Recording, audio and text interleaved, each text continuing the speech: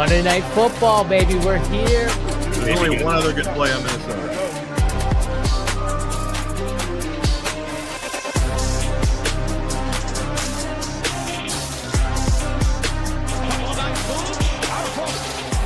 Touchdown in 46 seconds. Punches back. Touchdown.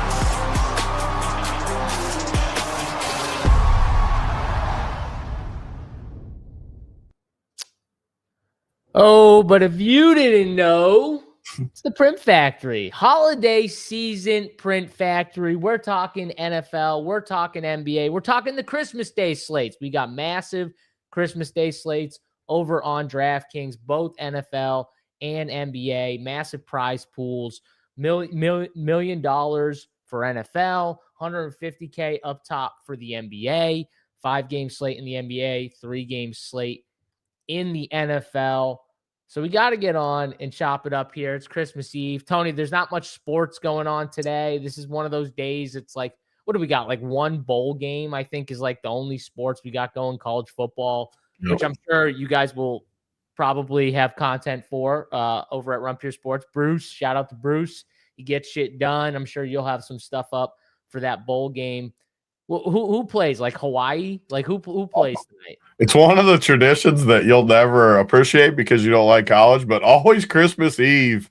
The only like sport, most years, some years is different, but most years it's just that Hawaii Bowl every year. So everybody has like traditions. We're always with the family on Christmas Eve, like the overall family, and we're always sweating the Hawaii Bowl because it's always Christmas Eve night and it's the only sport. And DraftKings puts it's $100,000 prize pool for it, which is bigger than obviously you would ever get for something like this because it's two crappy teams. It's not anybody any good, but it's the only sport. So you get a lot more action for a little Christmas Eve sweat with the family. $100K up top for a not up game? top overall. Oh, overall. I was like, that's still way bigger than it's been though. 100,000. Yeah. And it'll sell out way early too. Like it'll sell out. What time's the game? Is it like a nightcap? It has to be like 8. It's always at night like that. Okay. Yeah. All right. So it's like a nightcapper. So there you go. And we'll have content for you. So Big T will have his content up. I'm sure Bruce, Third and Schlong, all those guys, Rubio will have some stuff up for the college football slate. But that's like it, Tony. So I mean, literally, we only got so many options today. If you're lucky enough to maybe have a day off of work, or, you get out of work early or something like that, you're going to be looking at the sports going, I got one college football game at 8, but outside of that, not much going on here. So what do we do here? We break down the Christmas Day slates. We talk a little 3-gamer, a little 5-gamer for the NBA. And I don't know, maybe draft some playoff best ball teams. I know you're not drafting, but maybe I'll it would be a good day to do it, though. I agree. And the playoff picture became a little more clear last week, too. So I'll definitely be diving in. If you're drafting Jaguars and Seahawks, your teams are in. Just get in there. What do you mean? Sure. What do you mean? We got teams on matriculating up the board, baby. We do have teams matriculating up the board. Luckily, though, for me and you at least, our teams are in it. So the teams that we were kind of heavy on, whether it was the back half of the year or before the year, like they're in at least. So I'm pretty pumped for the playoffs. I'm rooting for different teams than you. I'm rooting for more of the Rams, the Bills, the Broncos. Those are kind of like the teams that I put money on. I got a little money on the Eagles too, I guess. Better get off your Broncos. You better quit on your Broncos. Well, I mean, there's nothing I can do there. Oh, your preseasons, yeah. You got to root those in. Preseason. I haven't bet on anything with the Broncos since August 28th was when I put those bets in. Those Broncos preseasons, you can root those on all you want. Those were good bets. That's what I have. Like that's all I have is like the Broncos. I think they were 28-1 back then. So, I mean, not that I think they're going to win, Tony, but 28-1. I'd bet them right now at 28-1. I'd take your tickets. So, yeah, and I don't like them, but I'd take that. The problem with the Broncos is against really sharp offensive-minded coaches, they're going to know exactly how to attack this. They're not going to be afraid to attack the Broncos. And I said it It's like you gotta go pass heavy. You gotta go pass heavy, and the Jaguars like did it perfectly in my opinion. They still ran the football okay, but like they really attacked the Broncos the way that I would expect a good team to attack them in the playoffs, which was interesting to me. Outside of like Buffalo, who just never changes and will always do what they do, like all the other sharp teams are going to have to do that to beat the Broncos. And can they do it? Can the Patriots go pass heavy and beat the Broncos? Maybe. Yeah. Teams like that definitely are the mystery of the bunch because New England has a funky little style too.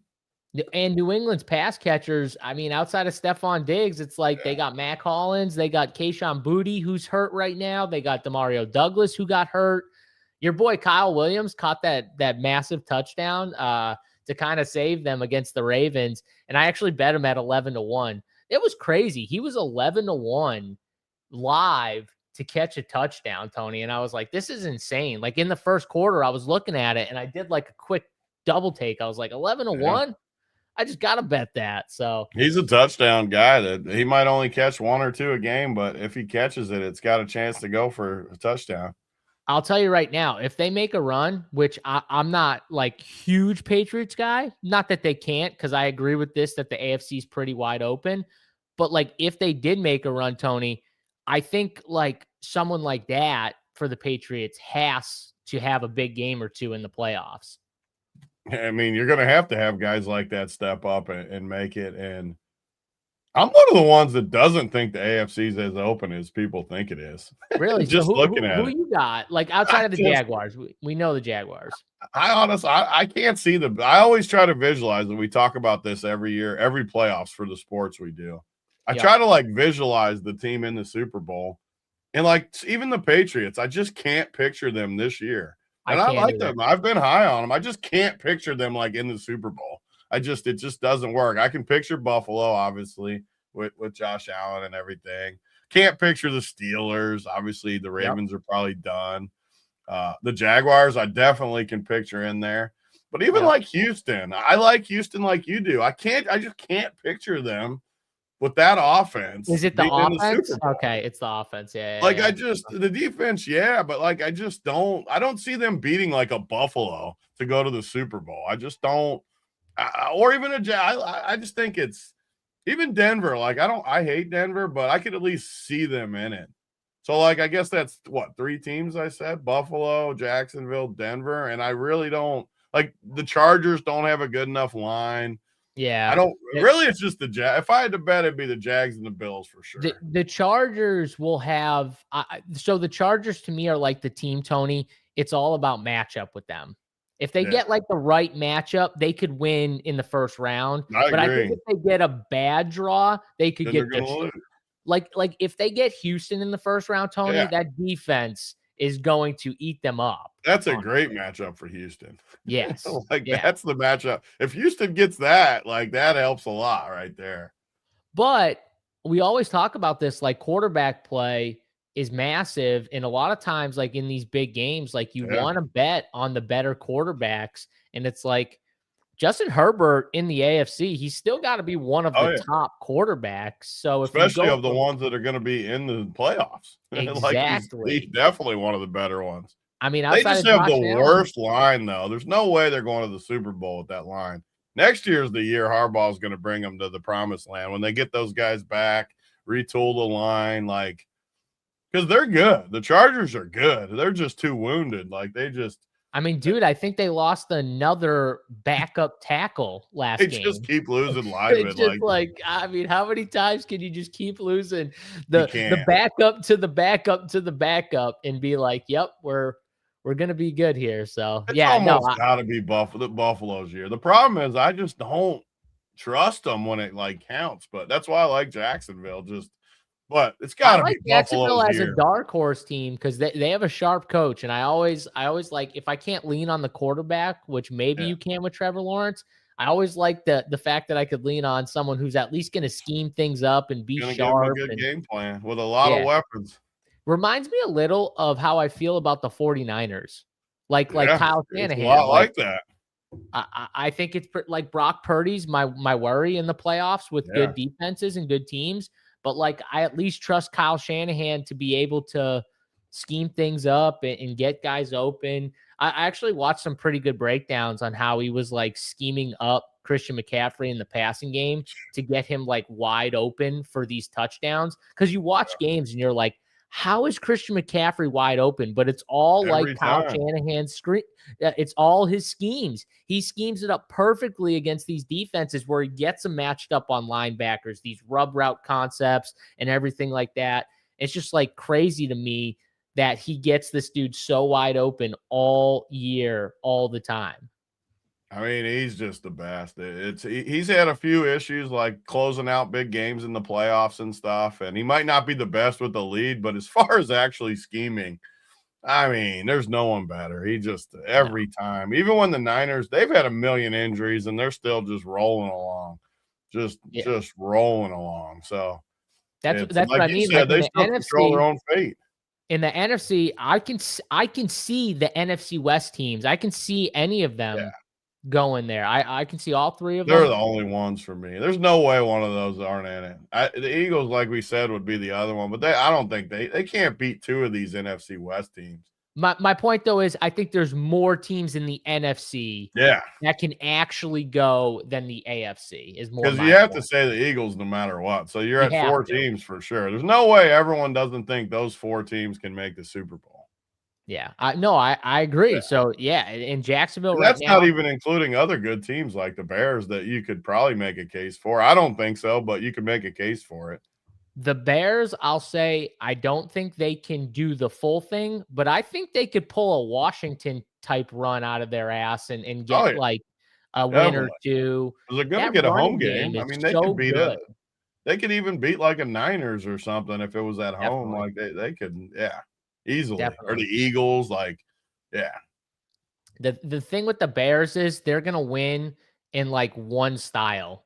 If it's a Bears, they're gonna somehow create turnovers defensively, and they're gonna pound the rock with those two running backs and try and win that way. Because like the Caleb Williams stuff, you can still tell, even though he won them that game, you could still tell like he was bad for he was bad in that game, and then he made a couple good plays like he always does. But exactly, but he's limiting turnovers, Tony, which is always good for a young quarterback, and he's so elusive in the pocket. He's like, good in the pocket for sure, dude. When teams are like bearing down on him to get sacks, and he just spins away and rolls out, like it's so friggin' good to watch. So he was definitely someone that I thought was, they're kind of hiding him a little bit at times, but you can kind of see why. He's just frustrating because his accuracy is just terrible. If he just had some accuracy, everyone was making fun of that chart that I posted on Twitter, but it was an accuracy chart. So it had weird names up top and the bottom, and everyone was like, you think this guy's good or that guy? And I'm like, no, it's just accuracy. Caleb Williams doesn't hit anybody. He misses so many wide open guys. The problem with Caleb Williams, and I'll defend him in this standpoint, he tries to make too many amazing plays, and that's why his accuracy chart is really bad, because he actually struggles making some of the easy plays, which is another reason why. And then he just tries to make too many miraculous plays. So it makes sense to me that his chart that you posted, if it's an accuracy chart, would be really, really bad. It's like worse than all of football. Like it's got to drive Ben Johnson insane, though. It's just got to drive him absolutely insane. Watching, like he'll have a wide open guy, and instead he'll try to rifle it 10 yards further into the corner slot, and it's like, dude, just hit the guy that's open. Yeah, just take the easy, friggin' pass and move on. You know what I mean? That was what Brady was always the master at. He would always just take the open guy, just every single, even if it was 3 yards down the field, he would just say, okay, here's our 3 yards. Let's move along. Positive play. Yeah. And he knew every defense. He knew what they were going to give up. He knew before like where the football was going, and he just would accept, hey, if I only get 3 yards, I get 3 yards. Yeah. You get 3 yards every play, you're going to win. Yeah. You're going to be in third and short every single possession. And Brady was so good in those situations. He was just so good. But yeah, what's going on? Everyone in the chat. I see a bunch of people. Happy holidays. Our guys in the chat right now. Joe's in the chat. What's going on? The Bills, our guy, the Bills. He's letting us know, Tony. That's a foreshadow for you better do it this year, baby. You better get it done this year. If you don't do it this year, you got worries because it's open this year. A lot of big time quarterbacks are out. I believe it too. It's the Bills AFC to lose. It better be because they got the most experience. They got the best quarterback. They've been here before, even though they've lost. And there's just all the other what you got. You got Lamar out, Burrow out. Mahomes has been out. Script, though. Like you got Herbert with a banged up line. I mean, like everything's banged up hand. Like just everything is written in the stars for it to be Josh Allen at least getting to the Super Bowl. Winning it is another that's totally different once you get there. Get to the Super Bowl. Yeah, if he loses like this year, there might be some talks, but it just depends. Like Buffalo's not getting rid of him. No, not if they go to unless they just get in and get embarrassed somehow. Like someone just comes in and just whoops them. If like first round they get whooped by Houston even Jacksonville, I think like that could be the spot. But Steelers gonna beat the Bills. If there was any team, it would be the lucky Steelers that just always they got to get their only receiver to stop punching people though. That might help. You think? You think that some guy just saying your official name, maybe you shouldn't go over and just punch him, even if he is annoying? Why even walk over? Fans are supposed to be annoying. Like whatever happened to the where's their team security? Where's anyone that's like, hey, maybe we should get DK away from this situation? Like I'll never understand it. When do people get so soft with fans anyways? They're fans. They're gonna say stupid stuff. There's all those videos too, like with the fans just like flipping people off and like in their face. It's like just laugh at them. They're fans. No, none of those fans ever want to fight DK Metcalf anyway. Come on, DK. They're just trying to get in his head, which it worked. Oh, it definitely worked. It definitely worked for sure. Yeah, DK's a dumbass. It's just stupid. No matter what. Even if the guy's an asshole and he's a troll. I mean, he probably is. Yeah, it doesn't matter, though. You don't go over and punch him. You just laugh at him. Dude, you're an NFL football player making millions of dollars. Did you see they could void his contract for that, too? That $45 million? Yeah. I don't think they will. They do, but yeah. But they won't just because they still want him happy. They still need their top receiver out there, but I can also go with this take too. When you dye your hair, you're automatically soft. You're either soft or you're just a full blown alpha. One of the two. Sometimes it goes the other way. You gotta be one of the two though. I agree with it. You're either super soft or just a stone cold alpha. Yeah. I think he might be on the soft side though. I'm not gonna lie. I think he might be more on the soft side. I'm not gonna lie. I thought he was an alpha before going over and doing this, and now I might be swinging with the dude with the pom-pom on his head or whatever it was. Like, if a dude ever has a pom-pom on his head, you're not allowed to just fight him. And you're worth like $45 million, whatever you got in the bank right now, and whatever your contract is, and you just go do some dumb shit that could potentially lose out on some of this money. Even $500,000, Tony, for the 2 games that's a decent chunk of money. Oh, absolutely it is. See, you guys forget, though, like Dennis Rodman was not fake tough. He was tough guy. Like, he'd do anything. Like, he had the hair, but more than anybody, the hair up there. There's 2 sides, either soft, fake, tough guy or alpha. Rodman was alpha. Like, even with Jordan on his team and Pippen, Rodman was still, I mean, they let him go to Vegas just in a random road trip just to keep that is alpha. Yeah, that is alpha. 100%. Jordan said that. Like, was he one of the oddest alphas of all time? I think so. That's what being an alpha is, though. Being a weirdo like that sometimes. Who's the fakest tough guy of all time? Oh, that'd be a good. We already got 2 sports to talk about. People are just, we'll be on here till Christmas if we start talking about stuff like this. Tony's got lunch, guys. We can't. Tony's got lunch. We will be here till Christmas if we start. Are you going to lunch on Christmas Eve with the crew, or No, not probably with the family today. You going with the fam? I was wondering. I was wondering if it was lunch crew or fam on Christmas Eve. Christmas Eve, we go to church on Christmas Eve too. So Not during lunchtime though. no, but the afternoon. So we'll go eat and okay. then get ready and go. I think at 3 or something. Okay. All right, we got time then. Relax. Oh yeah, we got Relax. time. I'm just saying, we start talking about stuff like that, we're gonna be here till Christmas. No, because I don't don't go even down this freaking path. I don't even put him in the category of Oh. tough guy. So he can't be fake tough guy when he's not And even it's in the not category. Draymond either. Like Draymond is actually tough. I hate when people do He this. buns Stuff. down his own teammate. Why do people think I have a buddy that swears he would beat Draymond up. I hope he's watching. Right? He's going to rewatch at some point. He swears that he would beat up Draymond, and I just laugh at him every time. I'm like, you're not beating up like Draymond. He's like 6'8", 2 something. What? How big is your friend? Not as big as Draymond. Like what? I mean, does he have some serious like fighting background? Is no, he like he just thinks he just thinks Draymond's soft and he's tough, and we just laugh at him every time. It's like, dude, he's like, what you're not accounting for is I'll fight till the death. I'm like, what are you talking about? He's gonna put you on the carpet immediately, and it's gonna be over. I love it. It's like Draymond's not gonna fight either. Draymond's just gonna stop fighting at some point. Like, hey man, you just kept fighting. You just kept fighting. Why do people always think just because he's a goofball? Like, why do people think he's not actually tough?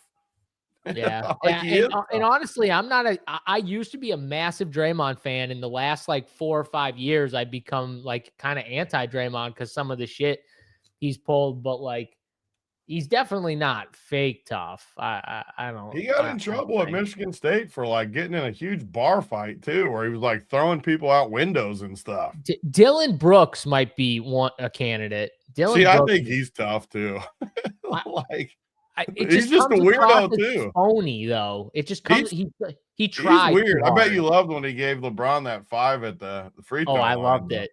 Oh, yeah, I loved it. I like stuff like that too. I actually like how in the head of people he gets.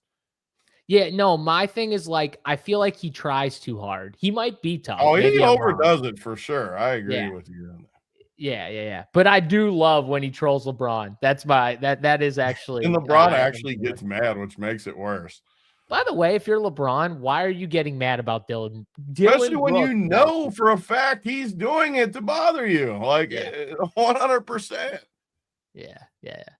No, Ron Artest versus Draymond. Who you guys got? I got Ron. Then you put a guy that would literally murder someone against him. What does that make him soft? Because Ron Artest would beat up anybody. That's like taking like Steven Jackson or Draymond over like Steven Jackson, bro. Like give me Steven Jackson or all those. You can't just go pick one of the top 5 toughest dudes in the NBA history and just be like, okay, if he can't beat up Ron Artest, then he's soft. Actually, that Pacers team had a bunch of dogs. Yeah.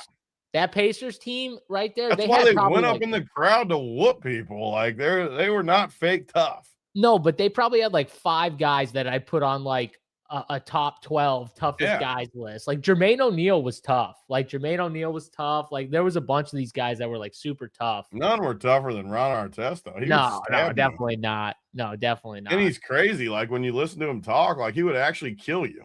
Who is the other guy? They had another like he wasn't like that great, but like I think he was a forward. It wasn't Steven Jackson. I'm trying to think of the team. Those are the only ones I remember, but they had someone else. I can't think of his name that they talked up to that was like super tough, but I can't remember it. Yeah, that team was legit though. All right, Tony, let's get into the football. You want to go football first here? Yeah, start with more people will like the football. So if they don't want the hoops, they can tune out for the second half. All right. Do you want to go? We got 3 games here. We going game by game or position by position? I always like positions on the old short slates. Let's do it then. All right, let's do it. Especially on these slates because we got teams that literally could be dead out there. Oh yeah, we got half the slate. Literally half. So the teams that are playing for something right now, Denver is playing obviously for the 1 seed, so they need to win this game. Detroit is playing to try and get into the playoffs here. I don't know if Minnesota is like technically eliminated, but they're pretty They much gotta out. be out. They're pretty much, yeah, they They're gotta be 7 out. and 8. They gotta be out. If they're not out, they're They are gonna because be the out Packers soon. have that tie. I forgot about the tie, so they're definitely out because they played the Packers in Week 18. But So you it got what? doesn't 5 matter. teams have already clinched in the NFC, like clinched, and then Yeah, you got it's literally the Packers spot that's really up for so it's grabs. just the Packers, Lions, Vikings for that spot. So it's Carolina and Tampa, one of those two teams, and then the Packers spot. It's either going to be Packers or Lions. So, yeah, Vikings are out. Okay, because of the tie. So I it's forgot just about the Packers, tie. Lions. I got you. Yep. That's crazy that the Lions are still. Oh, I guess because the Packers have a tie. That helps. And the Packers lost to Chicago. They had that game. Really, they had that game. I mean, I felt like they were the better. Even when Malik Willis came into the game, I still thought they were the better team for the majority of that game. And then they just like at the end lost it on that big play. But like Malik Willis played good. Like Malik Willis played good enough for that Packers team to win that game. And they just kind of, lost it at the end. But Jordan Love still in the concussion protocol too. That'll be interesting this week because I think they play the Ravens in Green Bay. So that's a big game for both teams. So we'll see what happens for that game. But yeah, Detroit and Denver, Tony, are the two teams still playing for something. We did get news too. Amon-Ra St. Brown, who was kind of banged up, he is going to give it a go, it looks like. So we don't have to worry about that news. But the quarterback news, and we can start at the quarterback position, Tony, because this is kind of the news of the slate right here. And we still got one quarterback who's technically questionable. I think Mariota. We might have to get Josh Johnson in this slate if Mariota can't go, which would be rough. We got Dak Prescott, who's the clear top option here with the projections, obviously. Look at that, 22. It's the top one by far. Mariota is actually slightly ahead of Bo Nix, but like I said, he might not even play. He's still, I think, very much questionable here on a short week. I think he got like his hand stepped on. I forget what actually happened, but it also looked like his knee was a little banged up. But then we got Bo Nix, Jared Goff down here as the fourth quarterback. Max Brosmer is going to play on the Christmas Day slate. That sucks. JJ McCarthy is out. And then Chris Oladukin. I don't know if I got that name right, but I tried my hardest here, Tony. Chris Oladukin, a 7th-round pick from, I think, South Dakota State back in 2022 here. He was in South Florida, too, at some point. He's a journeyman. Okay, he's a journeyman. And I think he's going to be the Chiefs starting quarterback. So we got a lot of, Max Brosmer, Oladukin. If Josh Johnson plays, Tony, you do have cheap options at quarterback. Mariota, if he plays, is cheap, and he'll look like one of the best cheap options on the board too. So, I mean, talk about quarterback here a little bit and what you're doing, because I feel like everyone is just going to have to play the quarterbacks that have like meaningful games and Dak. Yeah, I really don't know how you get around it. And there's not on this slate, there's not going to be like plays you have to have. I mean, yeah, there's some, but not a full roster of things you're going to have in these games. So at quarterback, man, I just really don't see how you're going to get too crazy. Like you're not going to play the Chiefs dude, Oladukin, or however you say it. You're not going to play the Washington guy, at least me. I mean, maybe if Mariota was in there, you could maybe like sell me on it, but I just don't see it. The only good part about the Dallas game is that neither team's playing for anything. Huge total, not much defense. Maybe I could sell myself on Mariota if he was in there, but he's banged up too. Dak, I mean, it's going to be hard not to just play Dak for me because they're going to score. I wish it was at home, and then it would be a no-doubter. But you just look at some of these games. I mean, Denver, yes, they have something to play for, but the Chiefs have nothing to play for. The Chiefs are, I mean, just a total disaster right now.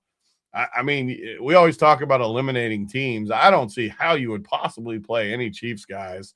And if they're not going to push anything, I don't really need Bo Nix. I don't see that game turning into a shootout under any circumstances. So if you eliminate that game, I mean, Minnesota's been playing a little bit better, but it's been more their defense than their offense. Jared Goff, at least it's indoors, but you get just no rushing upside. You get, I don't know, like, yeah, it seems clear cut for Dak for me. I don't know. Maybe Goff or Brosmer or Mariota would stay in my player pool just because it's a 3-game slate and you could make cases for them. I mean, Detroit's defense is really bad.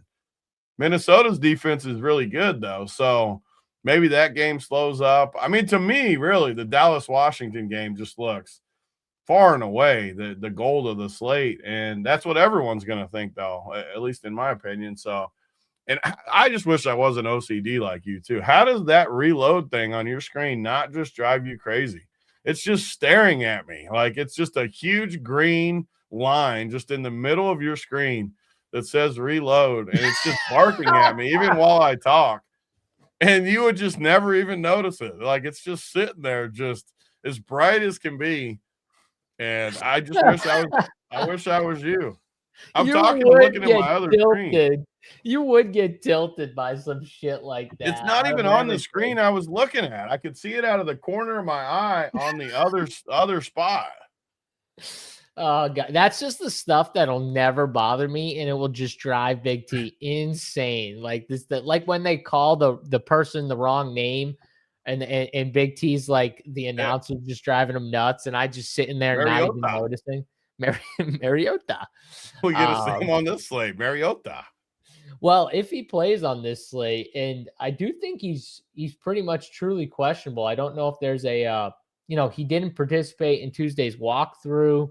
So, I mean, we're going to find out soon if he's going to be I hope he sits, honestly, because if he plays, I'm at least like a tiny bit tempted to play him at 4,900. I am too, because I agree with your assessment. Like, we're not playing Brosmer, even though, honestly, if you ask me who had the best matchup besides Dak, Max Brosmer has to have one. I didn't eliminate him. I didn't eliminate him because of that.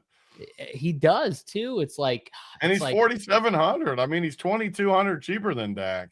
Well, I agree with you on the standpoint. I don't want the Chiefs Denver game, so I think I'm just throwing those guys out. I think I'm throwing out because once Denver gets up, I think they just kind of coast, Tony. I think they just coast. Definitely. So no Bo Nix for me on the slate, and no Oladukin on this slate. So then it comes down to Jared Goff, and remember, this was a game. I forget how long ago it was, but we were all on the Lions in this spot back in, week 9. And the game was in Detroit. And man, who's disappointed more than Detroit at home, Tony? Detroit at home has disappointed us a lot. Think about this. They lose to Green Bay at home, and I think that was Thanksgiving. They lose to Minnesota at home, and they lose to Pittsburgh last week at home without 2 of their best defensive players. And it's like, man, they've just disappointed. They had their chance, Tony. They had their chance to really, honestly win, win the division, or at least have a playoff spot for sure. And, now I don't think they deserve it. I don't think they should make it in. The Packers control everything. And, that's all to the fault of the Lions, because, man, they have not been as good at home. And the offense just hasn't been as dominant. And I think some of the offensive line issues, losing some guys, but also the defensive issues that they have. I mean, their whole secondary is just destroyed. They don't have a very good pass rush. So I don't know what to do with the Lions, because I don't trust Minnesota's quarterback, obviously, but I do think Minnesota's defense is pretty good. And I do think they've been playing pretty good and could give the Lions offense some issues here.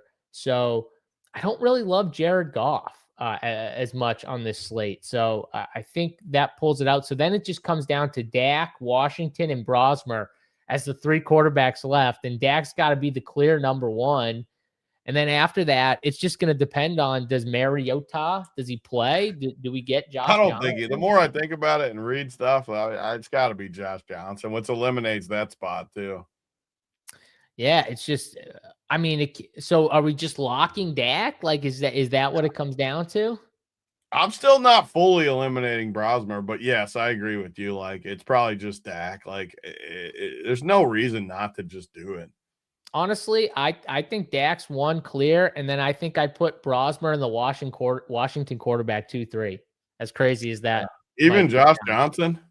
Even Josh, as bad as Josh Johnson is, it's just the game script, the How much matchup. is he, anyways? Is he like It's got to be 4,400, 44? Unlucky 44. I mean, it's against Dallas. Yeah, I mean, he probably should just play a quarterback in that game. He is so bad though.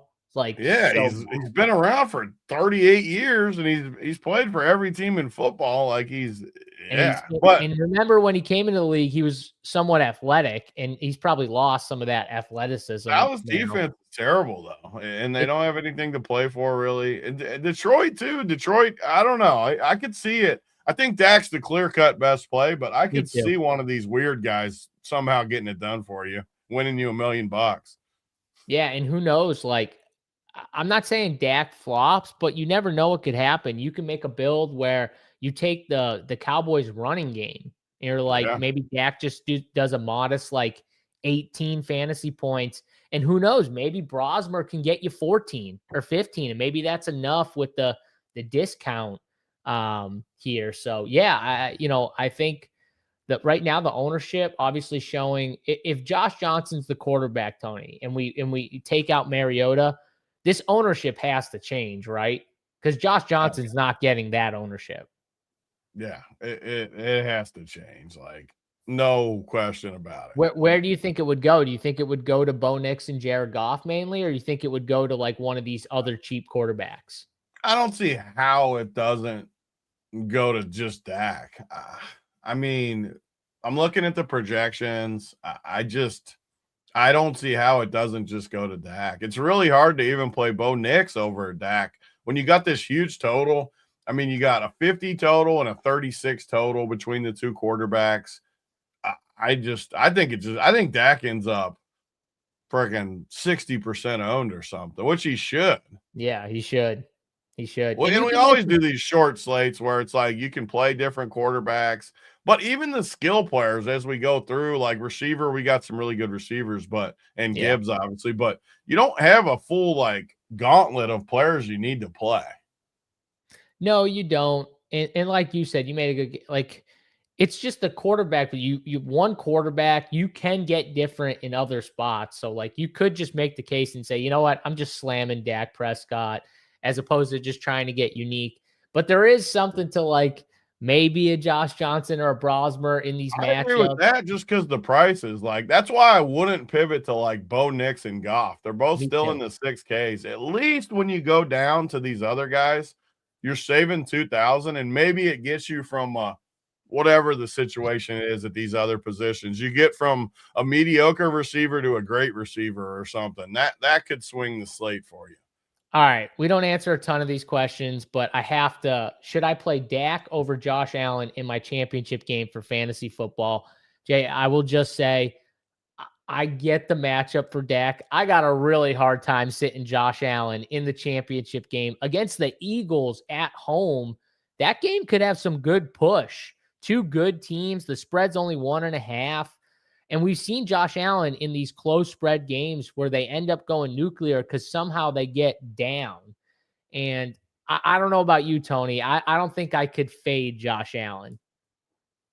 I'd have a hard time doing it too. I need to wait and like you got time to like look at I always like to look at the projections and see like the difference. Okay, I lean Josh Allen for sure, but what is he projected compared to Dak?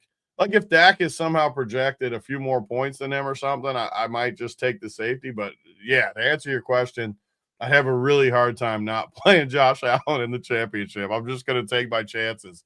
But honestly, because it's like the worst feeling ever. You have Josh Allen, you probably picked him really high in your fantasy league, and it's like when you don't start him and he goes 40 and Dak gets you 25, you're going to still be mad. It's like, that's the hard part. Usually when I got a guy like Josh Allen, I don't want to go down the full season long path, but I would just get rid of other quarterbacks. So you don't even have to make the decisions. Yeah. you just play Allen every week. Because it's weird when you got like a good quarterback in a tough matchup and then a terrible or not terrible, but a guy that's not as good in a great matchup. It's you're always tempted. More times than not, though, the good guy just prevails. Yeah, I gotta play Josh Allen. So that's to answer your question here. But back to this, I think we're kind of aligned, at least with quarterback here. Where like I wouldn't, if Mariota gets ruled out, I wouldn't just pivot some of my Dak to Bo Nix or Jared Goff. I would go, if I'm paying up at quarterback, I'm just going to take the best one, like the clear best one, which is Dak Prescott. So if I pivot, I'm going to pivot to Brosmer or Josh Johnson and just roll with that. And we can pivot I'm definitely in full agreement. Even if I had like 3 teams, I think I would just play like either 2 Dak and one of those guys or one of each. Yeah. We got to see the other positions, like, because I never build before these shows. So, like, what do we get if we go down at quarterback? Does it get us a Amon-Ra over whatever, a Jamison Williams who's cheaper or something? Or what does it get you? What's the 2v2? What's the 2v2 swap that we can get? And let's pivot over to the running back position here, where we got at least one stud here, Jahmyr Gibbs, and Gibbs kind of flopped on the Thanksgiving slate, Tony. Exact same matchup too, right? I think Minnesota, or no, it was Green Bay, but I think he kind of flopped in that game. 8,300. He's the clear top play, but then you got Javonte projecting pretty nice as well. Javonte Williams at 6,300.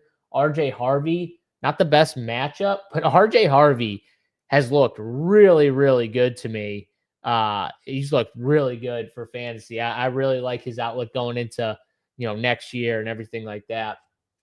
He's the next one up. And then you got like Aaron Jones, who's questionable. I think he's going to try and give it a go because Jordan Mason, I think he's ruled out already, Jordan Mason. So they don't have much left at running back, or maybe Mason's questionable. I don't know if he's been officially ruled out yet, but I don't think Mason's going to go, Tony. So you're going to get a thin running back position there. And then we've got like the Washington running backs, Chris Rodriguez, who was a hero for us this past weekend. They got JSN as well, or JCM as well, who's playing a little bit, and Jeremy McNichols. So it's kind of a 3-headed backfield, but Chris Rodriguez did lead by far in snaps last week and opportunities. So yeah, it's an interesting slate. A lot of, teams where we don't love the running back position, like the Chiefs. Even the Broncos are annoying at times. Washington with the 3 guys. What are we doing here at running back? Yeah, I mean, obviously you're playing Gibbs, one of the just locks of the slate. And then you got to decide. I mean, so some of the teams like the Chiefs, I mean, there's just no way I'm playing a Chiefs guy, obviously. I don't really see any reason to. Denver, obviously, you got Harvey, who's going to be the number two like option on the slate. Minnesota, I mean, going against Detroit, they did get carved a little bit by Pittsburgh last week for the first time. And at this point of the year, honestly, with the flow chart, I love the flow chart, but first couple weeks of the year, I don't really think you use it. And the last couple weeks, outside of the matchups where you got just all systems go, then you can use it. But these matchups are like, is Detroit really still that solid on the ground? I don't know. Like they're falling apart a little bit. They just got carved. I don't know. So, and you got guys banged up. I really don't see a reason to go to these Vikings guys though. So that eliminates them a little bit. Detroit, you got Gibbs. Not really a Montgomery matchup I'm super excited about. And even Gibbs, like if you don't think he gets to his projection, it still might not matter. I mean, if he gets to 15, he's probably huge on this slate with the way things set up. So then you got, like you said, the Dallas spot where you got Javonte, who's questionable, but looks I think he'll play on a day like this. And then Washington, you got kind of the 3-headed backfield where Chris Rodriguez looks pretty cheap against a Dallas defense. So you don't have a ton of options, really. Gibbs for sure one. I have Harvey over Javonte probably. Javonte is going to project better, but I just like Harvey more. And I think, I mean, Chris Rodriguez or even McNichols in a trail spot at only 4,500, I think is decent. I wouldn't play Bill in that. I don't see that unless Rodriguez was out, and then Bill would be a great play. But I don't know. I guess it's pretty cut and dry for me. Outside of McNichols being like the cheap random punt guy that could, because you just don't know. Like I need to run all the different numbers because the receivers, you're going to have spend ups that you can use on this slate. But how many of them do you actually need is the question. Running back, I might just gamble more at receiver than running back and just play the Gibbs, Javonte, Harvey type guys and not mess with the Washington unknowns. But what are you thinking? Yeah, the Washington, if Marcus Mariota was in, it would make me feel way better about playing Washington. It makes me less confident with Josh Johnson. They are playing 3-2. Now, just looking at the numbers, the rushing attempts, 57%, Chris Rodriguez, 30% for JCM, and then 3% for Jeremy McNichols. So clearly they like Chris Rodriguez the best. JCM, though, he played 11 snaps, Tony, and 8 of them were rushing attempts. And then he ran 3 routes on the other 3. But clearly when he's in there, they want to run the football. Like it's very clear to me. He's not in there a ton. He gets like 1 or 2 drives. I feel like a game. But when he gets the drives, he's very effective. Like the problem with him is he coughs up the ball a lot. He fumbles the ball. That's his problem. I truly believe because like when you watch him versus Chris Rodriguez is like the solid guy that's gonna like fall forward and you're gonna be happy with him because he runs hard. But JCM just gives you like a different burst, a different like one cut, and he can make a guy miss and hit a hole really fast and get you 15 or 20. Where Chris Rodriguez, that's not. There's a huge difference with those two guys. I feel like JCM is still kind of learning, and they're leaning on someone like Rodriguez who they trust more. But I wouldn't be surprised if they gave JCM a little more opportunity if he keeps playing as well as he is, because every time I see him, Tony, he looks good to me. Even in the game 2 weeks ago, where Chris Rodriguez was out and I pivoted all my teams to JCM. And honestly, I thought he looked amazing, but I think he did fumble in that game. I don't know if they jump. I think he jumped back on it, but it was still just like, okay, that's definitely where they'll pull him right away and they'll go to the next guy. And McNichols like started the game too. So that's my worry with this game. It's Josh Johnson and the 3-headed backfield scares me. But if I had to pick one, it'd probably still be Chris Rodriguez here. But I agree. I think RJ Harvey actually is, it'd be him and Gibbs for my 2 favorite. I think I'd have Javonte third. I just really like what I'm seeing from RJ Harvey, even though the matchup isn't as good as Javonte's matchup. I feel like I feel much better about him in general. And Malik Davis is quietly taking some snaps away from Javonte. We liked Javonte earlier in the season because there was just no competition. There was nobody. They weren't giving any of these guys anything. And now over the last 2 games, you're kind of seeing it with Malik Davis just a little bit. And I don't know if you play Malik Davis, but I'm just saying like it does hurt him a little when you've given him 8 rushing attempts the last 2 games. He's running some routes. So it's not just 90% of Javonte Williams on the field. I think he was only on the field too for like 60% of the snaps last game. Let me just double check this real quick, but I'm pretty sure. Yeah, so he got 57% of the snaps. Malik Davis, 33%. Hunter Lipke, 14%.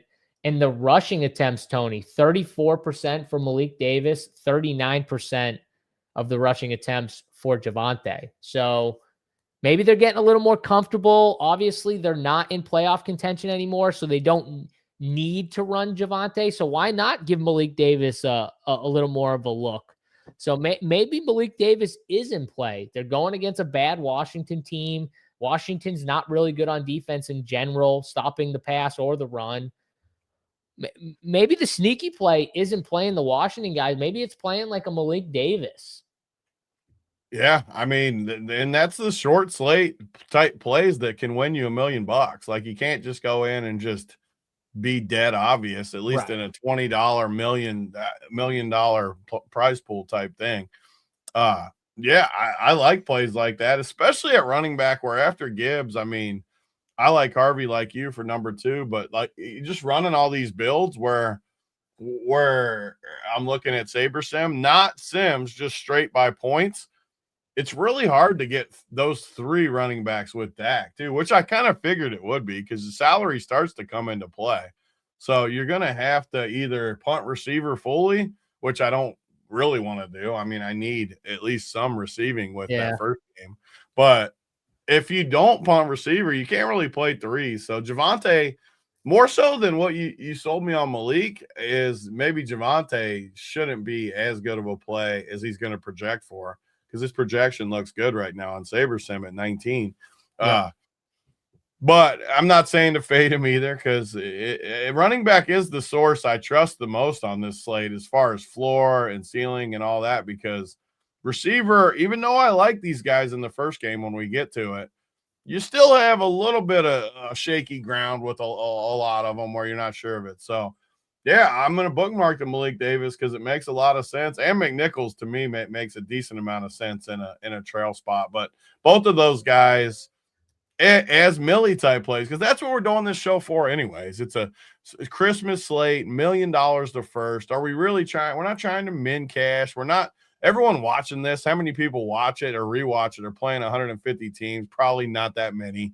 Right. Most of the people are going to play 3 to 5 teams on Christmas, put $100 in. If you're doing that, why not gamble a little bit? Have some fun with it and try to win it. What would be funner than winning $1 million on Christmas? Like, I mean, with literally, Malik Davis. I can't think of like anything outside of like maybe if you had a kid being born on Christmas or something like that. Like outside of that, even like as someone that's had kids, I mean, this is going to sound bad as a dad, but man, $1 million on Christmas. No, stop it! I'm calling your bluff. Stop it. You're not going to trade it. I'm just saying you're going to be feeling pretty good. You're going to be feeling pretty good, like my man Larry David says. Pretty good to win that $1 million. You'd love it if you had your kid on Christmas, because then his birthday and Christmas gifts, they'd be the same. They'd be the same. You wouldn't have to do it twice. I'm just saying. I'm saying kids will probably hate to hear that, but it's the truth. If you're a parent, you'd probably love it because you just get birthday gifts and Christmas gifts. They're the same gifts. Boom. That's it. Yeah. Don't know anything kids else. Already get so much crap anyways that they're not going to even notice the difference. Well, they're lucky. There you go. The Malik call, I think that you're onto something with the Malik call though, because that pricing really helps you a lot. Like it really opens things up for you, even if it's with RJ Harvey. Like you get Harvey, you get Gibbs, and you get Malik in the flex or something, or Harvey would be in the flex in that situation, but still. And you bring up good points about like when you're building for a couple teams. Why not get a little like crazy with it if you're only building a couple teams? And one way, another way, not just playing Malik Davis, but another way to get crazy is if you're not playing Dak. Like let's say you're fading Dak, right? So maybe you want to fade a lot of the pass catchers, even if you played like one of them. Like if you just said, I'm going to play CD or Pickens, but I'm not going to play both and I'm not going to play Dak.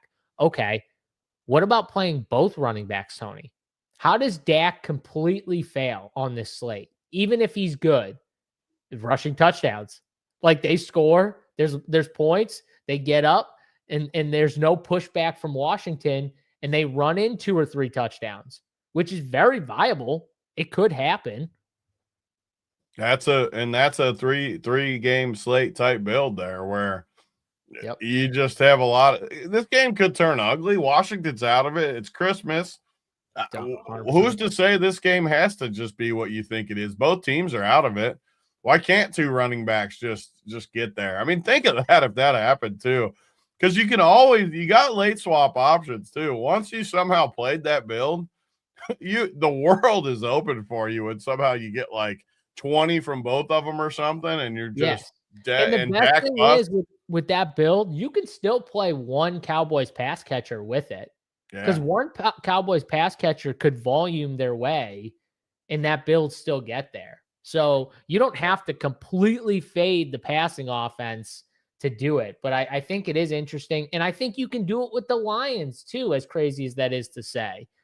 I think the way you beat Minnesota is on the ground. I think the Lions want to run the football. Their inefficiency running the football is why they're in the position they're in my opinion, because Gibbs has been very up and down. Monty's workload's been up and down.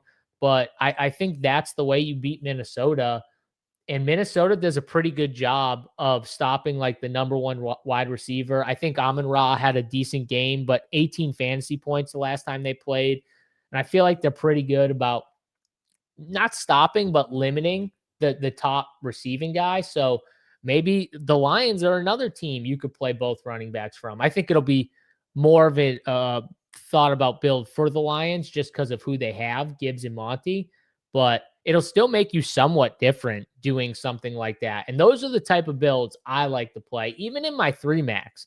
And people won't like do that as much, even in those like single entries and 3-max. But like, that's the stuff that's going to get you to the top and be unique. Yeah, 100%. And it makes it a funner sweat anyways. It's not a fun sweat when you go in and you just play all the obvious guys and you end up min cashing if you cash. Because make no mistake about it, if you just go in and you play Dak and you play Gibbs and you play Javonte and you play Terry McLaurin and CD Lamb and these guys, like, yeah, I mean, you got a good team and it's a good cash team, but you're never winning $1 million with that build. Isn't that the goal, to give yourself like an actual sweat into something, an actual feel for it? Because, yeah, maybe you even finish a decent amount up the board and you turn your 20 into 50. And don't get me wrong. That's better than losing. Obviously, you want to keep things going. But I always use the example: play 3 teams and play one like that, where you play one team where you just play all the stuff that you think's the best play, who's the best there, and just don't worry about ownership at all. And then play one where you get a little creative like this and stuff, and then maybe one where you pivot 1 or 2 spots off of your just dead chalky team. And there's your 3 teams. You got all the different sides of the spectrum. Maybe you game stack or something in 1, 2 or something. So that's how I like. I wouldn't go in if you're playing 5 teams and just run like 2 uniques and just run all the dead, because that's what people that play 150 do. So you're just doing the same thing with 5 entries that everyone does with 150 entries. Why not get a little creative on a few? Yeah, and then the Chiefs running situation, Isaiah There's no way I'm playing that. Isaiah Pacheco just came out as the big winner last week, getting a ton of the work, but it's just like, I can't even against the Broncos. Even if Pacheco does get 72% of the snaps and 53% of the rushing attempts and runs the most routes by far, 61%. I mean, he dominated the backfield last game.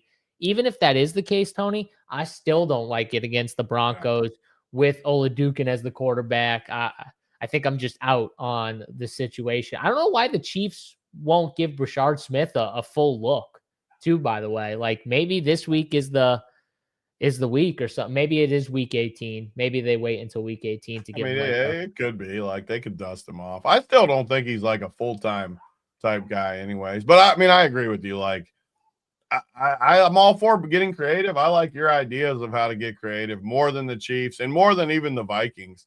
I'm not going to the Vikings or Chiefs unless somehow the injuries pop on Minnesota where both guys sat or something and you had whatever the situation where it's a weird, like, I think you're going to see Aaron Jones dominate the snaps again. I think Aaron Jones plays. He might be nicked up, but I think he's going to play. I'm just not going to go there. Like, that's one of my guys. I just won't play him versus Detroit. Detroit's still playing for something too. I just don't like. He's going to get some ownership too if he's the only one. He's the one in there, and I just don't. I don't need to go there. I'd rather roll the dice on Malik Davis and guys like that. I mean, Aaron Jones is going to get ownership whenever Mason gets ruled out. If Mason's in, it might change a little, but like, I still think Aaron Jones just dominates the snaps as long as he's in there. It's probably good for us too if we don't like him, because like you said, he's going to get owned, especially at 5,700. He's going to get ownership. So yeah. Yeah, no, the only way I could like even think about playing like an Aaron Jones would be like maybe if I played Brosmer and it was like a passing script with him, if Mason got ruled out and he was just the full-time guy. But even then, like Brosmer's he's not like slinging it to Aaron Jones a ton or anything like that. He's not like checking it down, I feel like a lot, but that'd be the only way I feel like I could do it. So yeah, I mean, I think that's everything with running back. I'm playing I'm playing Joe Milton winning a milli with Dak injury narrative. All right, CJ Kaltenbach Jr., your disciple of CJ. He's playing the quarterback position there, backup. Actually, I think Joe Milton's actually a decent backup. He's so bad is the funny thing. I I get think why you like him though. He's got a cannon. he's got a He cannon, but bro. he throws like the worst underneath ball I've ever seen in my Well, life. that's yeah. We don't care about that. I'm talking. I want Like, he is the so bad. I want the deep pass. I want the 90 He's yard got the bomb. best cannon I've ever seen. Like I bet he could throw it 80 yards. Like he just launches it, but he is so bad at throwing it underneath. Yes, Merry Christmas to you, Landa. My take about Christmas is 100% right. NBA over NFL. Christmas is for NBA, and the NFL intruded on the NBA's day because they own every sport. They dominate. It sucks. I personally don't like it, but if there's a million up top, I'm gonna play some DFS. That's the way I don't look even at like it. these 3 games, and I'll still play because it's Exactly. a good contest. Exactly. But I agree 100%. Christmas Day is for the NBA. 100%. And Merry Christmas to you and all of you watching. Can't wait. Happy holidays. Should be a great week of sports, great day of sports. Let's go to the wide receiver position, Tony, here. And we got Amon-Ra news. It looks like he's going to play. Not a guy that I'm probably going to jam. I think I would rather go to Gibbs if I'm spending up for a Lion. But not to say he's like a terrible play, but he is expensive. You got CeeDee Lamb at 7,600. You got George Pickens at 7,300. And it was interesting to me in a game that they lost. Those guys played like the whole game, Tony. 97% of the routes run for George Pickens, 94% of the routes run for CeeDee Lamb. So their role didn't really change. They were still playing a lot, even though now the games are like completely meaningless for Dallas. And I wonder if because this game is on Christmas Day, Tony, it's the spotlight game, right? Spotlight games, Christmas Day. I don't know. George Pickens, CeeDee Lamb seem like guys like they're gonna be like, bro, throw me the football. Like, get me the ball here. It's Christmas Day. They're gonna want to shine. I want to play one of these guys. I have nightmares though of I think it was week 17 last year. Maybe it was week 16 where CeeDee Lamb got a little nicked up and they just yanked him and they said like you're done. They just shut him down in the second half and he was crushing in that game. And then they just said, nope, you're shut down. But if they run that many routes and they play that much of the game, Tony, I don't see how one of them doesn't smash against Washington. Yeah, it's tempting to want to play them both too, just because Dak, number 1 passing like spot of the slate, and a lot of the just as far as running my numbers, I mean Washington like projects so nicely with the receivers. Like Debo is going to be just crazy owned at that price point, and he's been not good all year. Like what's his numbers look like lately? I mean, he's just been so bad for a guy that's going to get all the ownership on a slate like this. Like he's just so cheap that everyone's going to want to play him. But so by playing both of CD and Pickens, I think you get like super unique. I don't think anyone's going to play them together because it's hard. It forces us into our move, which we love on these. This is why we do good on short slates. We get creative better than anybody in the industry. Doesn't mean we're better players at everything. It does mean that we can get different as good as anyone, though, in these spots. And by doing that with Gibbs, it's going to make you play one or two weird plays. So automatically it gets us what we want. We're off the chalk. We're playing high upside. I mean, who's got more upside than George Pickens on this slate? No one probably. Like Gibbs obviously probably does, but no one else. CD Lamb, like these guys have, and it's with the top quarterback.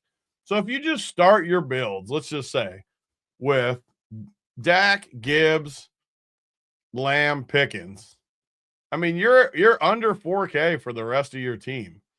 No one's going to do that. Like no one is, and I'm actually somewhat comfortable with that because you just brought up running backs, Malik Davis. I said McNichols, two guys down in there. Defense, you can do whatever you want with, obviously. Tight end, you can always get creative at tight end. And then receiver, there's cheap guys that as we go through these other spots, I can just go through it real quick. Like I'm not going to play the Chiefs. I just hate the Chiefs. But Denver, I mean, you got Mims, 3,900 in a weird spot. Little Jordan Humphrey, 3,300. Those are guys that are going to get no ownership that in the Chiefs game. I don't mind. Troy Franklin's 5K. I like getting a Denver piece out of those guys more so than playing Bo Nix because one of those guys could crush in a low-scoring game. Minnesota, Jalen Naylor's been good at times. He's only 3,200. Detroit, you got Tesla is down there in the cheap range. Bro, Washington, he's good. Yeah, he's good. Really good. On a team that could get creative too. Treylon Burks, 3,300, has a bunch of talent. We saw a couple good catches the last couple weeks. Mm-hmm. And then Dallas, you just play those two and not play some of the cheaper guys. That gets you so different playing two of those guys I just named. I mean, whoever you want out of that list. They're all low owned. They all have upside at those prices. And it gets you all the upside of the four studs on the slate. So that's what I want to know. I wish this game was in Dallas. Then I would be all systems go. It's Jerry's world. It makes me feel warm and cozy on these slates. Yeah, I know. It sucks that it's not in Dallas. But still, I mean, we still got a pretty healthy total in this one. And Washington's a good defense to attack. But, yeah, I agree with a lot of your takes. So on this slate, too, we have, like, multiple teams that when you just look at, like, the last 5 weeks, Tony, fantasy points given up to the wide receiver position, we've got multiple teams in the top 10 or top 12 fantasy points given up to wide receivers. And you'd probably be surprised with a couple of you won't be surprised with two of the top teams, which is obviously the Lions at number 1, giving up the most fantasy points to wide receiver. And, you know, they get Max Brosmer in Minnesota. Minnesota at least has talented wide receivers. And then the Cowboys at number 2. And I think that's probably why some of these receivers on top of their price tags, the matchup, that's how you beat the Cowboys is through the air. So whoever it is, like the way you beat the Cowboys is to attack the secondary. You have Debo, you have Terry. I like your path, though, of maybe pivoting to like a Treylon Burks, the guy who he was fighting a little with playing time-wise. Actually, 2 of them. Noah Brown's on IR, and Jalen Lane is on IR too. He was the guy that was fighting with him when Noah Brown went out, and he's out now. So they got like Chris Moore. I don't think Chris Moore is going to take that role from Treylon Burks. So I think Treylon Burks is got a pretty decent role. They target him when they get down. Not that they get down a ton, but when they get down in the goal line, they do target him a little bit because he is a big body receiver, Tony. And Debo and Terry McLaurin aren't those type of receivers, right? Even though you can throw up, Treylon's like a bigger wide receiver than those guys. You can throw like those jump passes up to and stuff, those 50-50 balls. And Zach Ertz was their other red zone target, and he's on IR. So their red zone targets, their goal line targets are, to me, 2 guys, Treylon Burks and Terry McLaurin. Those are the guys. So I'm with you. Like, I kind of like Debo the least, but he is the underneath option. So I kind of get the 4,800 price tag. People will still click his name, but I kind of like Treylon Burks a little bit as a differentiating piece. And he's playing. I mean, in our build though, like again, this is always what happens on our show. Like the build comes together, but you could play the exact. You got Dak, Gibbs, CD, Pickens. How good does Treylon Burks and Ben Sinnott fit on that build at 3,300 and 2,600. I mean, they fit like a glove, and like you're off to the races, and it gets you off the Debo chalk. Yeah, you're fading McLaurin too, who's a good play, but it makes sense. You're pivoting from the 2 studs to the 2 cheap guys on a team that's playing for nothing, that wants to see some of the younger guys, Benson, Knott, Burks. They want to see those guys. It makes so much sense. And when you do that, it leaves you with what? It leaves you with 4,600 for your last 3 spots, counting a defense. I mean, if you punt your defense, you're at 5K for your last 2 spots. I mean, what more do you want? That is a build that is a core that you can go with and get creative in your other 2 spots. Maybe if you play Malik Davis or something on that build, you get up to another stud. Yeah, no, there's paths to going the heavy Cowboy stack, and there's cheap receivers, whether it's from Washington, it's from there's cheap receivers to finish out those builds with. And I don't even hate your take of like throwing Malik Davis in there in that build, because all he needs is one big play. That's Malik it. Davis or McNichols in that same game build. Yeah, or McNichols. And we know McNichols is like their trailing script back, obviously. So when they get into the game script that we think they could get into against Dallas, that kind of fits the script. So no, I like it. I will say, interesting enough, I didn't realize this, but Chris Rodriguez actually ran more routes than Jeremy McNichols by 2, which is kind of interesting there. But Treylon, Terry McLaurin, Debo Samuel dominated the wide receiver routes with Jalen Lane hurt. And obviously no Noah Brown. They just absolutely dominated them. So yeah, I like the idea of maybe playing a Burks or something like that. The other 2 teams though, Tony, that are in the top 12 in fantasy points given up to the wide receiver position. Do you know who they are? The last couple weeks. I'm assuming they're on this slate. So yeah, they're on this slate. They're facing each other on this slate. I just gave you a hint. Yeah. Who is it, JSU? Denver and Kansas City. Oh, I was kind of shocked about with the Kansas City. Kansas City's been bad though. Like they've been worse than people think. I wouldn't have probably guessed them unless you phrased it like that. Yes. But it doesn't surprise me though. In Denver, which I keep telling people, like you have to attack them down the field. Like that's the way you do it. Obviously, it's not a good matchup with the quarterback. It's not the best spot, but I did find that interesting. And maybe that goes to your point of one of those cheap Denver receivers, right? No Pat Bryant. Well, he's not ruled out yet, but we assume no Pat Bryant. That dude is not playing. I'll be stunned. He got off on a gurney. Yeah. Like that dude. There's no way 4 days later. There's no way he makes it through concussion. If he plays, I'm playing him because he's a champion. I want a guy like that in my corner. By the way, he fully took the little Jordan Humphrey role away from little Jordan Humphrey. So, like, when he's in, he's the guy. Like, he's the other guy. I'm playing him if he's in. Make no mistake about it. He's the first one going in for me. But he's probably out. And that probably means little Jordan Humphrey's role goes right back up.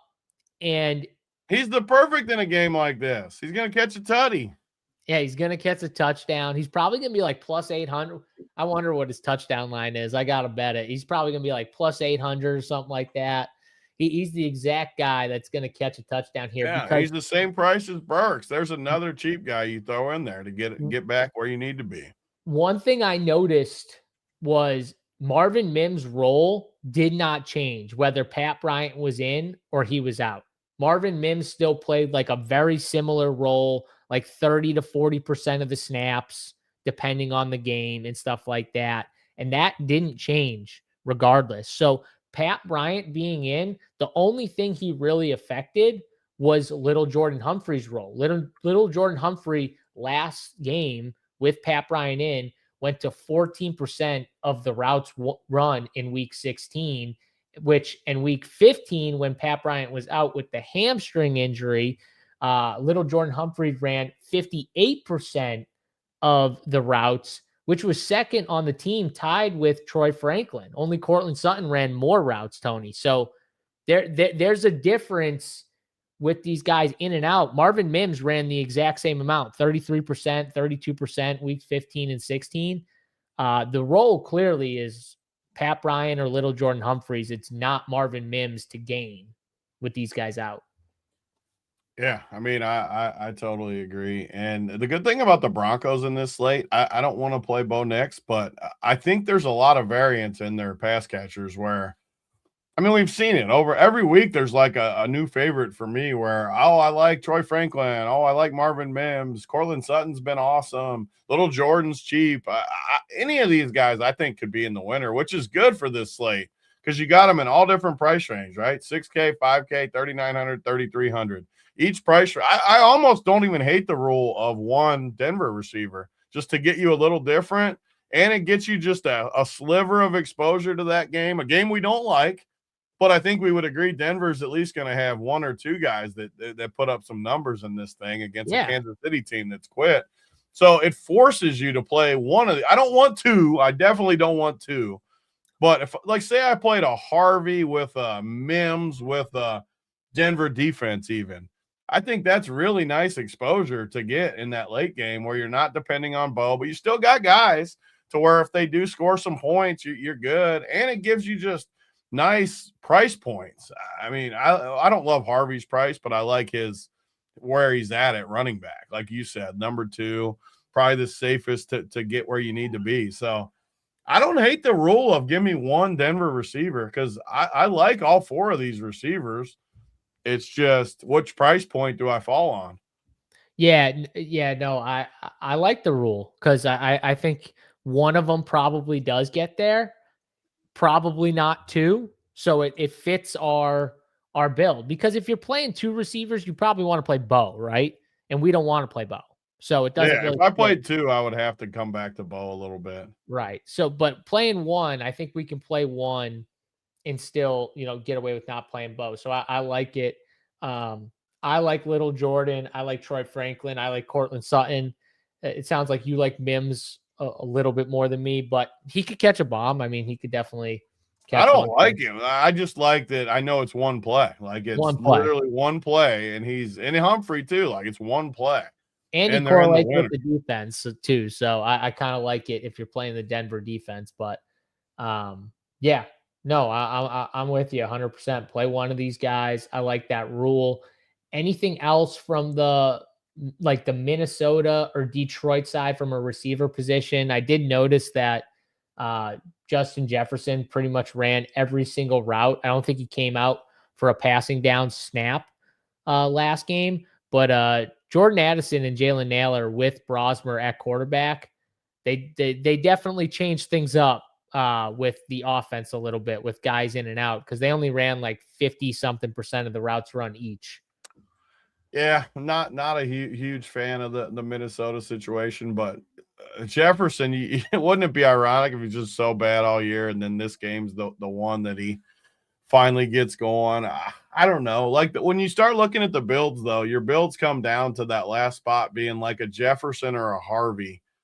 I just struggle to click the Jefferson button, but I get it. I mean, he got good volume. Detroit's defense, especially the secondary, is terrible. I just don't know if I can click it all that much. And Addison and Naylor aren't my favorites either. I'd rather just go to those other low 3K guys. Even like Debo, I think I'd play Debo over Addison, even though the ownership's way different. I'm not saying it's not, but we're getting different in a lot of spots. I don't like the Minnesota passing game that much. I don't either, but I do like the price tags. I think the price tags are good because they stink. They stink. But if I play Brosmer, I definitely want 2 pass catchers. So 2 of them for sure, if not 3, if you go down that path. So I'm not going to make a rule like with Denver where it's like I have to have one of these guys. But if I play Brosmer, I'm going to play 2 of them. And I mean, Addison at 4,700 and Naylor at 32 is just so cheap. And in the other side, I don't really love, and this might be a hot take because I think they are going to get ownership, but the Detroit passing game as much. I think I like the cheaper guys more too, like J-Mo and Tesla. I like. Tony, they don't really have a threat passing in the goal line. Like Amon-Ra, they go to a lot, but outside of him, like J-Mo's not like a goal line passing threat. He's more of a, separation deep down the field type guy. Tesla's the guy though. They like threw it up to him in that big game last week where they needed a touchdown and he dropped it. But it was just interesting that Jared Goff like kind of gave him like a jump ball in the middle of the end zone and hit his hands. It was perfectly thrown. He went up and tried to get it, couldn't come down with it, but they run some stuff for him at the goal line where it's like designed to like give him a shot because he's pretty good at those contested catches. He's got strong hands.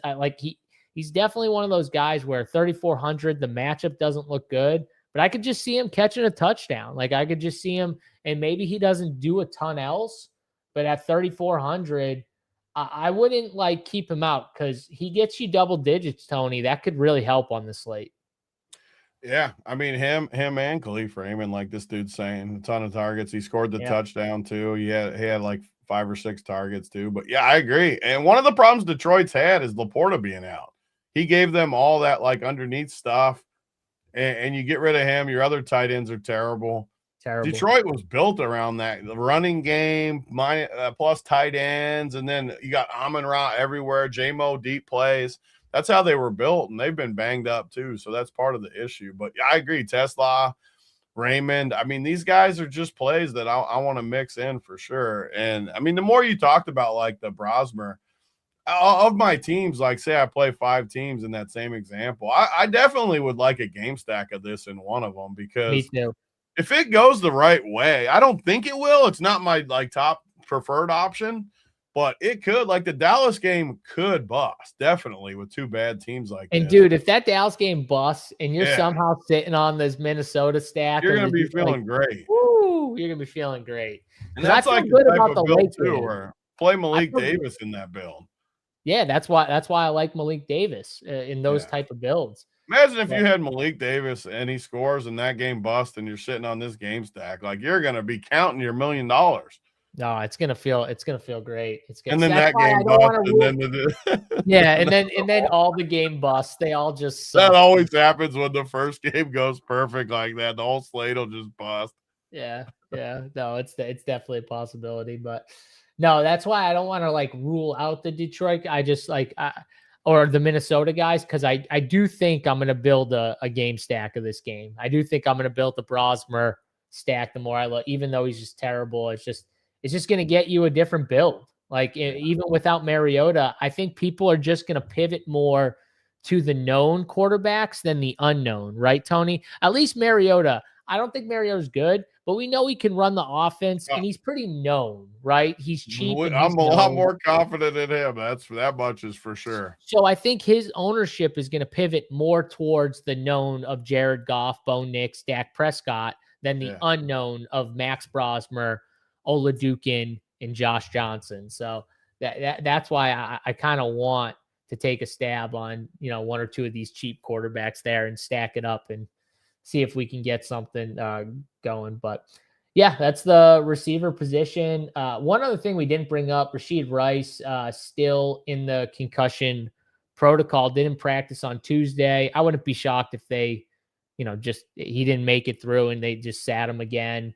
But I can't pay the tag on him with Olajuwon at quarterback. So yeah, he's someone I'm just out on. Let's go to the tight end position here, Tony, and kind of the news. I guess there's one guy, TJ Hawkinson, didn't participate in the walkthrough on Tuesday.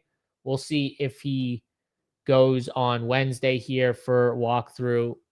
I assume he'll give it a go, but just to note, if he somehow missed, I mean, our boy Josh Oliveira is sitting there, 2,800, Tony, 2,800. Oh, I mean, if Hawk is out especially, but even if Hawk is in, I think our boy Oliveira he just scores. He scores on these slates. I'd love to see like the random showdown off slates. How many times? I bet he scores like 25% of the time, at least, if not more. Like he always scores on these slates. We want a cheap tight end.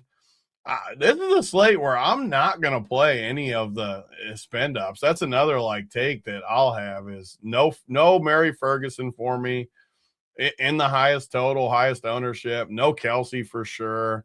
No Evan Ingram. Ben Sinat's going to be popular. I'll definitely have him, like we talked about, 2,600. I mean, he's going to be my favorite. But if somehow Hawk is out, I think I would put Oliveira even ahead of Sinat. But I think you can go back to our classic, play both of them. I mean, how many people in this tournament are going to play Ben Sinat and Josh Oliveira? Or I'll even throw the two Detroit guys in there, Zolstra and Ferkser. So you got 4 tight ends in the 2Ks that it gets you below those 3K guys we talked about. Maybe it gets you up to a defense is all it is. Maybe it gets you from the crappy defense up to the Broncos or something, or it gets you up to another running back or something. But I don't mind the idea of just punting 2 tight end spots like our classic move. I know we fall into these same patterns where but it works on short slates. Short slates have been what we've been better than full slates at, and it's because of moves like this. And honestly, I don't like the top tight ends. So why not just play Shane Zolstra and Josh Oliveira on this slate? Sinat's definitely my favorite just because I know he's talented. He's going to be popular, though, but I don't really care because, like I said, we're getting different. And especially if you play Sinat with another cheap tight end, I mean, no one is doing that. And I could easily – those 2 Detroit guys and Oliveira, I could see scoring a touchdown. I even like them in touchdown bets. Like, we're talking about fantasy, but – when you put your ticket or whatever what everyone calls it, their ticket together, their Christmas touchdown one, I don't mind putting any of these 4 guys in the fold. Yeah, you were talking about Benson. He did dominate the routes run over Bates last week. Bates was kind of phased out of the receiving game for the most part. Only got like a couple routes. All the tight end routes kind of went to Ben Sinat. He only ran 53% of the routes overall, but he got the majority of the tight end routes. So it's kind of clear, Tony, they want to see what they got with him. Now, it's not, I think, the greatest matchup overall. Dallas has been pretty good against tight ends. Yeah, they rank like bottom 6 or 7 for me against tight ends, but it's still more just opportunity price. And the fact this tight end slate isn't very good. So, yeah, the Minnesota ones, I don't really like paying up for Kelsey, even though I do think you can attack Denver with the tight end. I don't really love doing that. Evan Ingram, I mean, not really a huge fan of Evan Ingram here, but, he could get a roll bump. What about Jake Ferguson, 4,300? Great matchup against Washington. Washington's bad against tight end.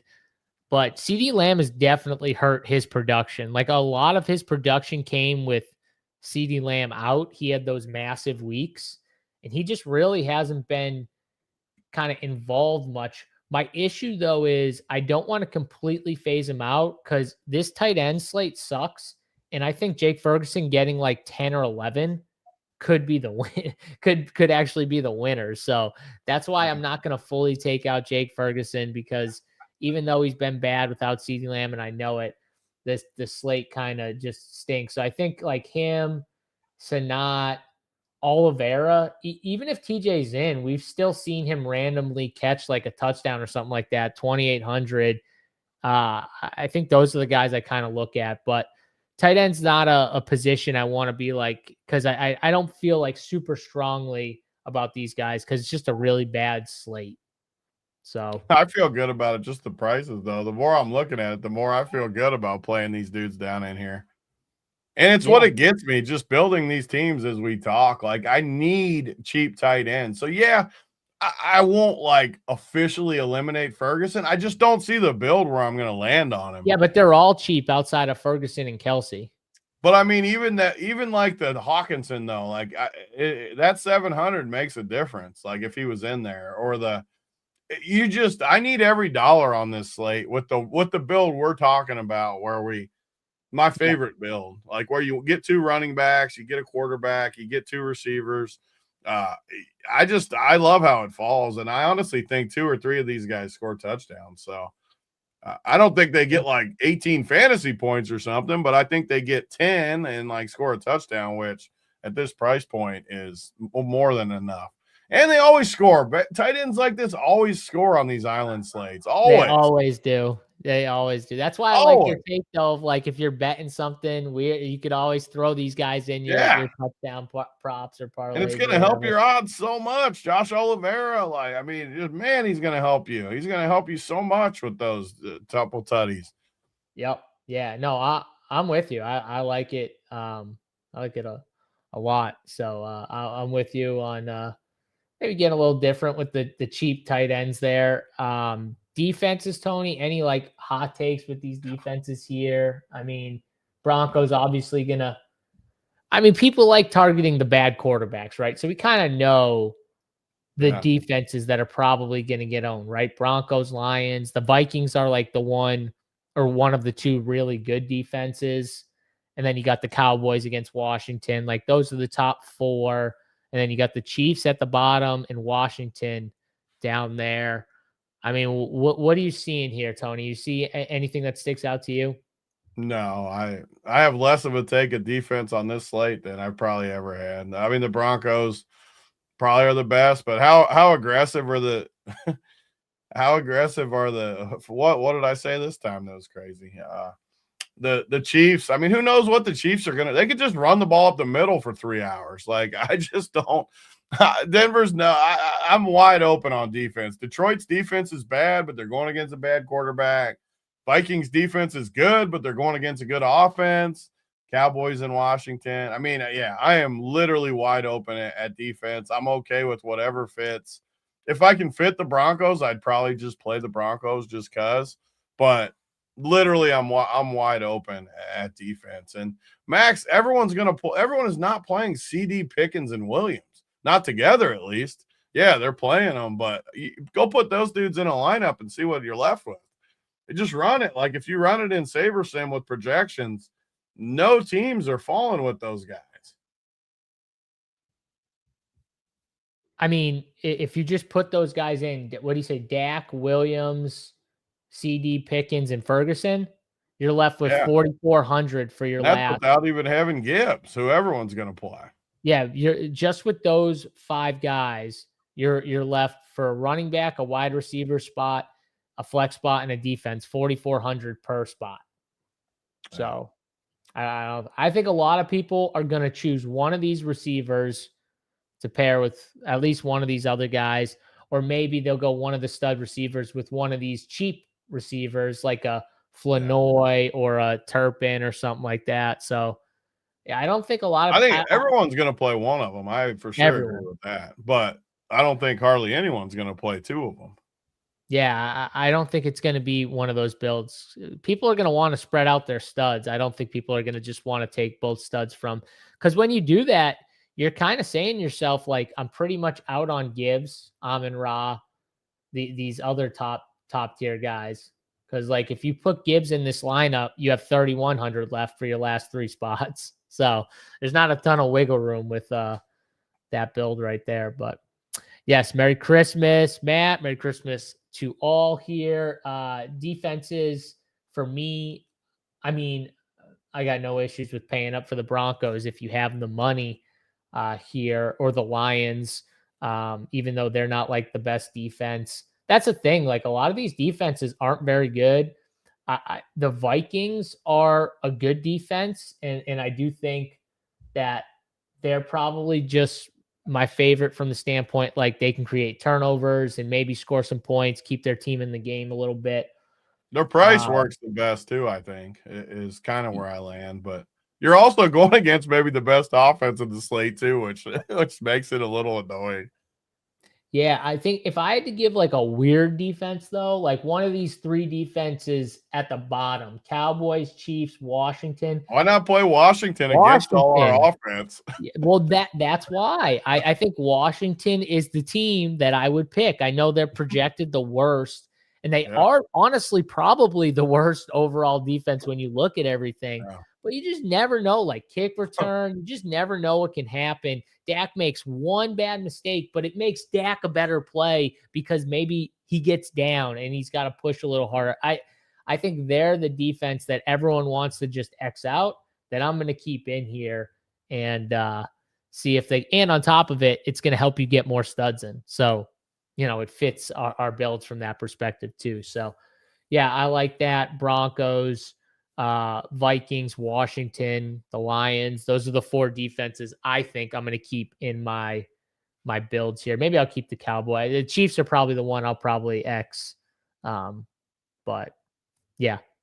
All right. That is the full NFL slate for Christmas. Tony, do you have, let's just quickly do anti-play here since got to do the anti-play. Let's project this up. All right, here's the top projected guys as of now on the slate. Tony, do you have a anti-play you're looking at? I mean, the only one. Oh, I don't even want to give Debo just because of his price. So I'll say Aaron Jones because I know I'm not going to play Aaron Jones. I know he's going to be crazy popular if he's in there. I would say Debo, but I can't guarantee I don't end up on some Debo just because of his price and the build I have. He does tend to find his way into my build. So I don't Debo and Aaron Jones would be my 2, but I'm going to say Aaron Jones for the I should say Ferguson. What's he own? I'll say screw that. I'll say Aaron Jones and Ferguson since I don't want to give Debo. Ooh, all right, there you go. Javonte Williams at 60%, the highest known player on the slate. He's tempting, but seems kind of wild. And my issue with giving him as I think he's a really good anti-play. My issue is I'm definitely going to play a build or 2. Let him hang out there. Let him hang. Well, my issue is I'm going to definitely play a team where I play an anti on a team. You don't have to full fade an anti. Yeah, I'll be under on Javonte. If I had to give a full, I guess Amon-Ra's the other guy I don't really like, as crazy as that Those sounds. are good antis. Those are kind of the guys I'm looking at. For Amon-Ra terrifies me to ever fade him. He just slaughters me when I fade him. I know he's a beast. He's an absolute beast.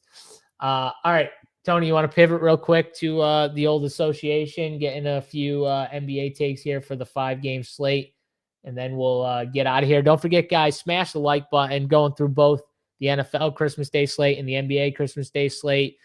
Check us out, runpuresports.com for all your DFS and sports betting needs. We got you covered every game, every slate, all the sports. We got college football showdown today. It's pretty much the only sport going. And we got you covered. Bruce, Big T, Rubio, Schlong, they're going to have content up on the site. Get you guys rolling in the Discord. Make sure you're in the Discord if you are a member. And they'll get you rolling with that. Christmas Eve, not much going on. Christmas Day, though, a lot going on. So make sure you get in for the content there as well. Let's go to Big T. I love so. I do. I love Firehouse, Spencer. You finally caught me. You're closer. You're finally getting warm. It's I've never even heard of Firehouse, so I don't even. I've never been. It's like hot subs, like hot. They might have some cold, but mostly hot ones. Me and Grayson just ate there like yesterday or the day before. Good stuff. Okay. All right. Yeah. Never heard of it, but Tony says good stuff, and I could see his face right when you said that, and he's my stomach's growling. My stomach's barking at me. Yeah, you're normally heading out the door for lunch. People got to know the sacrifices you're making right now to be on the show. At least I got my Mary Yokemas shirt on for Christmas. Look at that, Mary Yokemas. Yoke got owned by your boy Cooper Flagg last night. He gave him the stare down too. He put that dunk on him, and I think it was it Spencer Jones? I forget. I think it was him. And Yoke was like standing right next to him, and he dunked it, and then he just came down on the floor, and Yoke was right in his face, and he just like stared at him. It was great. I loved it. That was almost a crazy finish. He made it look like he was staring through him at his bench, but no, he was like looking at Yoke. He let him know. It was great. I loved it. All right. Peyton Watson let me down. Jokic threw the LeBron pass, the pass I always love. You make the extra pass to win it, wide open. Come on, Peyton Watson. Knock down the wide open shot. Yep. He let you down. He let you down good. Jamal was amazing. Jamal was friggin' amazing in that game. Is Jokic finally going to get another All-Star with him this year? Are they finally going to give him the nod to make the team finally? I hope Jamal does, because that team He's got to make it this year. All right, 5 games here, all pretty much one after the other. We got Cleveland, New York as the first game up on the slate. And some stuff going on here. The Knicks guys, I think, are going to be good. They were given Brunson and OG, I think, rests, so they should be back for this game. No Evan Mobley, though, still out. No Max Struss, still out. But I do think a lot of these other guys, like Lonzo Ball, was rested last game yesterday. I think he's back. Miles McBride is probably out. So, I mean, not many, injury news outside of Evan Mobley and probably Miles McBride, Tony. But Christmas Day, you got the studs. You know that team's kind of ramp it up a little bit for this Christmas Day slate, because these players love playing on Christmas Day. I think most of them anyway. I just assume, like everyone that can play will be in there. And I want to clarify, too, we're doing this show a day early, and we don't even have projections yet. We got a ton of questionable tags. So some of the stuff we say over the next 5 games could definitely be totally different by tomorrow. I want people to understand that end up watching it tomorrow. But we're going to still break it down and kind of give our general thoughts. And, I assume a lot of these questionable guys will just play as we go through. Big time game, unless they're just actually hurt, like you said, with a few of them might just sit because they're actually hurt. But the Knicks, I assume these key guys play.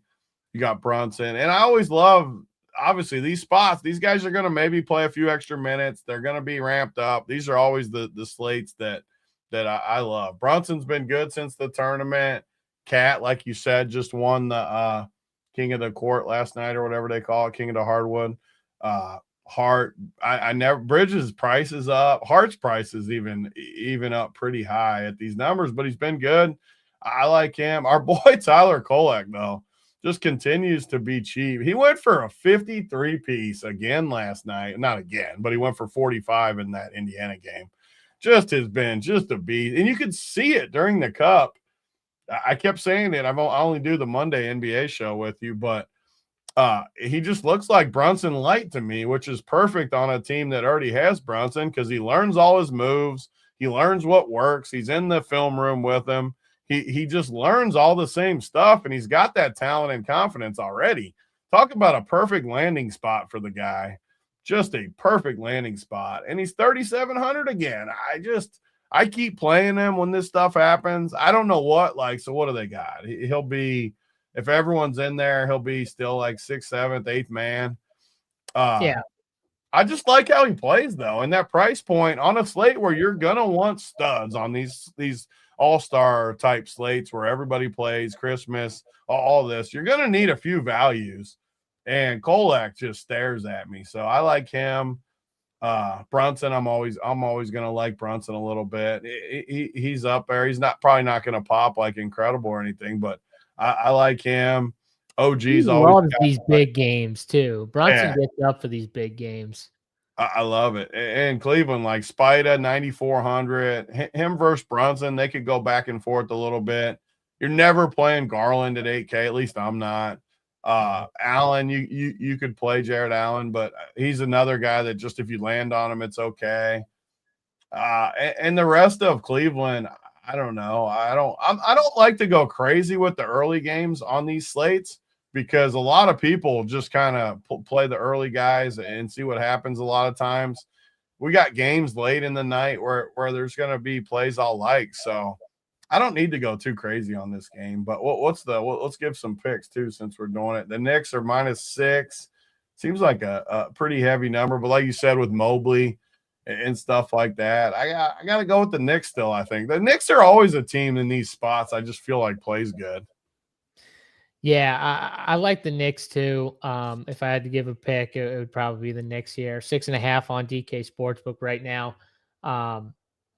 I think the plays are just like, if you want to go JB, Jalen Brunson, or Donnie Mitchell at the top, and then the Kolak play. Because like you, I don't want to get too crazy. I'll throw one more play, actually. I think that one guy you could go to, it's a tougher spot for him, but Sam Merrill's 4K, another like cheap play that I think is cheap enough where you could get some Sam Merrill at that price tag of 4K. Because on these slates, you are going to need to pull some value because a lot of guys are going to be pushing a play. It's not like a regular NBA slate where we're going to get like random stars out unless they're like really injured, like Evan Mobley's like actually injured.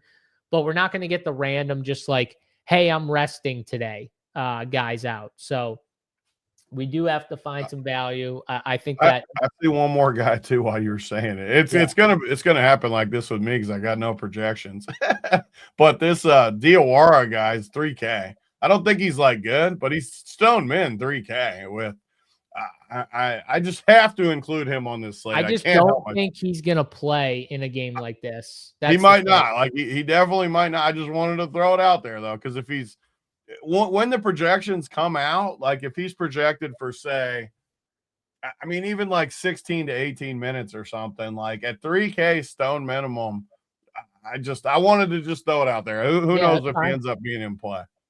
Yeah, that's fine. I know for these players push to they love this spot. Like, so this is a spot where, and I do think there was some foreshadowing here, right? Like, it's not a shock to me that the Knicks said, hey, Jalen Brunson, hey, OG Anunoby, it's your time to sit. And before that, it was a couple other guys that sat. And it was just like, it's not a shock to me, Tony, that they did that leading up to this spot right here, Christmas Day.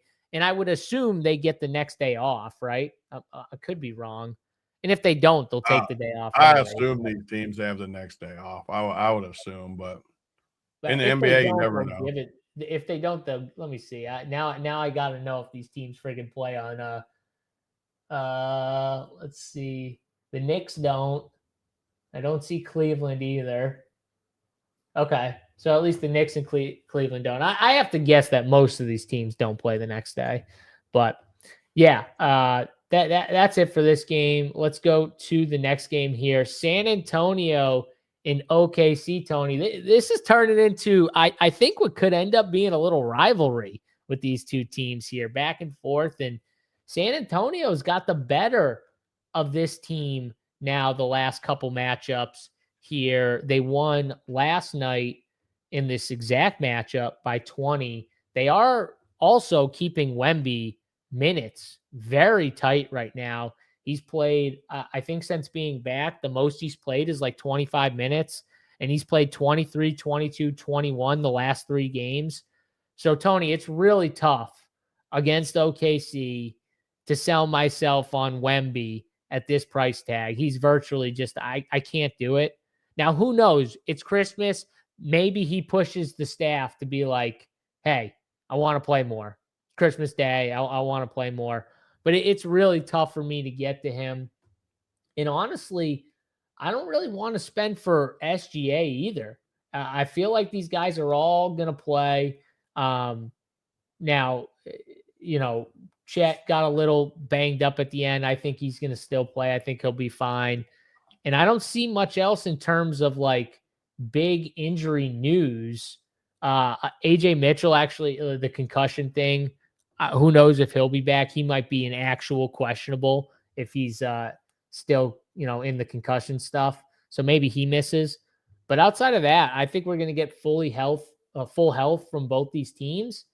So what do you see here? And because it's a tough spot all around. I don't really like picking on either of these two teams. Yeah, and like you said, they got a little rivalry. OKC's got to be getting a little annoyed that it's the only team giving them troubles. And like you said, these prices, I mean, Wemby, at least you finally learned your lesson from that last whatever slate that was where you were putting him in that cup. It was the cup slate. Yeah, like you just can't. I think I was on there with Rubio. Somehow I was on a show with Rubio. You must have been one of the few days that you weren't on the NBA, because me and Rubio were talking about it where I think it was was that my wife's birthday? It probably was one of the only days probably all year. Somehow it was me and Rubio on the NBA though, and we were talking about it, and it's like we don't need to be first on Wemby. Like, let's see it first. Let's see some minutes come up, and then let's play them quick once they do start coming up. Like right now, because no matter what, like he's not going to be high owned, but there is more randoms that play these slates than usual. So some people are still going to click him, and man, anything can happen when he plays 25 minutes. Still, he could still get 60 in 25 minutes. But you're just giving up too much on these slates. Like you just can't click it. And you look at the rest of these guys. Like honestly, in the cup and stuff, Luke Cornett at 4,200 looked pretty good. Speaking of values, I mean, I don't hate the Cornett play for how good he looked in the same matchup. I don't know what his fantasy points were that game. Let me see real quick. But I remember he was really good in that game. He went for doesn't pop up. Let's see. It wasn't that good. It wasn't that good, but it was like 15. 25. I mean, it was. Oh no, that was yesterday. It was yesterday. Yesterday he was. Yeah, only 15 in that game. I was talking about. But like you said, he doesn't need. If he gets you like 20s, like. And honestly, that was his worst game in the. I mean, he's solid, man. Man, he's solid. I'm looking at his game. He is. The funniest part is that was his worst game of the last like 3 weeks. The one I said he played good. He's been better than that in every single game, and I like him though. 4,200, good value. I love Castle, but his price is high. You said it about SGA. I like him, but do I need him? Probably not. Tough matchup when he's got to go against all these athletes from the Spurs. Harper, I like Harper, but he's up to 5,100. I don't mind Harper though. I could still go to him. They just have a lot of guys. Champagne, I like him. I don't know. I'm with you. I like this game from basketball wise, but Caruso, I think, is another cheap guy you can play, but they're really cautious with his minutes and haven't really unleashed him. They're deep. I don't know. I don't think I need that much from this game, but I am excited to watch it. Yeah, I mean, I would bet plus 8.5 for the Spurs. I gotta bet the Spurs with the points at plus. You gotta think. Well, I'm with you. You gotta think one of these times OKC is gonna be like, this is enough. We gotta put this team down. I think though the thing that makes the Spurs a tough matchup for the OKC team is they're not afraid and they're also physical and they've got a bunch. They're also built the same, like with the same type of guys. Yeah, they're built the same. That's what I mean, though. They have they have good role players to go with their best players, and they know their roles. And that's the thing about OKC. Everyone on OKC, they know their roles. They know what they're there to do. They know who's the go-to guys. They don't have that infighting. They love each other. I think the Spurs are kind of built. The Spurs know their main 2 or 3 guys. They know who it's built around, and then they know where the rest of them kind of fall. And they play that way. And their main guys are alphas too. Like they're not scared. They weren't scared of Jokic. They're not scared of SGA. They're not scared of anybody. So that's their strength too. If you made me pick one guy, I think Castle would be the one guy because he didn't get his full run last game. And a lot of these guys didn't because the game was kind of out of hand. Only played 28 minutes. But I think if this game's close, which I do think this game is, because OKC is going to come back fighting at home. Stephen Castle, Christmas Day, I think they could push these guys from like 34, 35 minutes a night to like 37, 38.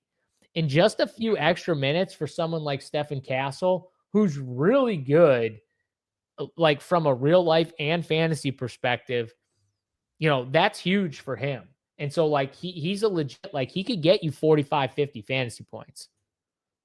Yeah. I mean, he's just a beast. And he's even more so than Wemby. Wemby's more talented, has more upside, all that. But Castle is just the alpha of, I'll guard you. I'll take it to you. I'll beat you.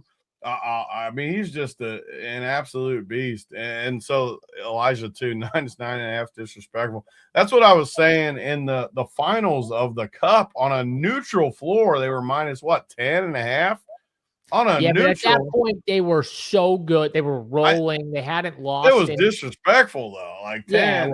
Yesterday was in OKC though, or in San Antonio, Spurs, right? Yeah, right? in San Antonio, they were -6.5 at the Spurs. That's even more disrespectful. Yeah. Now it comes back and they're -9.5 in this game. -8.5 on DraftKings. Yeah. I mean, it's just disrespect. I agree, but one of these games, OKC's got to play good, but it's matchups. The NBA, all basketball is all sports are matchups. So this is just a bad matchup for OKC. I don't know how you could take them. They might cover because they're great, but I have to lean Spurs with you. All right, let's go to the game in the middle. Dallas versus the Golden State Warriors. Another 8.5-point spread. And man, this is one of those games. Like obviously Dallas, they've been in and out with guys like PJ sat last game. They sat Klay Thompson and Max Christie last game. I would expect most of these guys to play. Maybe Max Christie would be the most questionable, but it was an illness. He's missed 2 games in a row. I think most of these guys play. So I think you're going to get, Tony, a fully healthy team on both sides. I think Dallas is going to be pretty healthy for the most part, and I think Golden State is going to be pretty healthy here. And man, I like what I see from Cooper Flagg. He just keeps getting better. I really like what I see from him. Also, another guy who's just not fearless. That he's just completely fearless when it comes to. Everyone was like calling him out too early in the year, and I'm like, the dude's 18 years old. Like, let him settle in a little bit here. He settled in against your Nuggets and took it to your Nuggets last game. He owned your Nuggets. I'll say it. He absolutely owned your Nuggets last game. He did whatever he wanted to do. He literally did. You wanted to make him a passer, he could be a passer. You want to make him a scorer, he could be a scorer. Whatever it was, and you could just tell he was into it. And he's young. He's got fresh legs. He can play a ton of minutes. I love guys like that. Like 40 minutes, Tony. We don't get a lot of these guys in the regular season playing these type of consistently high minutes like that. Like 35, yes, we get that. But there's a difference between 35 and 40. There's like a difference in that. And so I love when I can like lock my guy in a big spot for like 39 to 40 minutes. And I think you can with Cooper Flagg. And if you watch the game last night, every time this dude went off the floor for like a quick rest, immediately Denver made a run. Like immediately. It wasn't even like no. Every time he left the floor, Denver made a huge run, and then they're like, fuck, we got to put Cooper back in. He's a massive part to this team. And so, like, I like him here. And this is one of those slates, like, in Christmas, you might have to play, like, a mid-tier build. So, like, he would kind of fit the mid-tier builds for me. So, I like Cooper again. We got screwed yesterday. I was telling the chat, we put the king of the court bet on him. And we were in the lead with Kawhi pretty much left to hunt us down, and Kawhi had this crazy game. He would have paid out 1.7K in bonus bets. Yeah, I mean, that's just a crazy number for a guy like Cooper. On any slate, he's just got triple-double upside, big-time upside, and, I mean, this is no different where he's only 7,300. I'd say it's a somewhat tough matchup just because Golden State is not even close to what they were. They're on the downside. They're dead to win the whole thing. But for Christmas Day, Jimmy Butler's going to take it a little bit of a competition, I would say, just to say, okay, Cooper, one day, let's go under the spotlight here. And I feel like we'll see these are always the games I like to lean into the vets more so than usual. I mean, I never really play the Golden State guys, but I do like them on Christmas, on slates like this, where most Golden States, I'm going to lean to the Pat Spencers, the Quentin Post, the Moody's, all these guys. On Christmas, though, I like the studs better.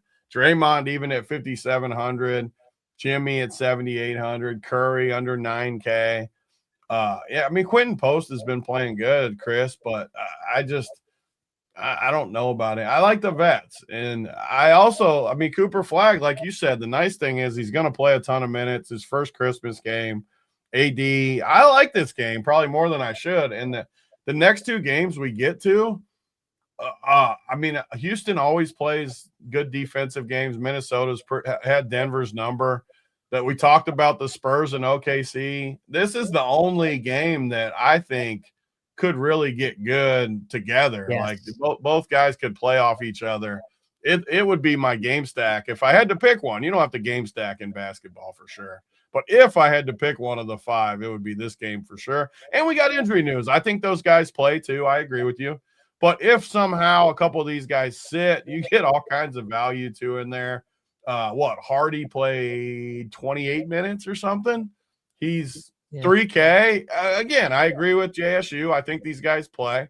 But just keep your eye on it. Be in the Run Pure Discord. Klay Thompson's not playing. I mean, I think so too. But he's old and dusty. Who knows? Like, and I'm just saying, just like that Cleveland guy or Knicks guy I talked about, 3K. It's 3K for Hardy. So just pay attention to the news.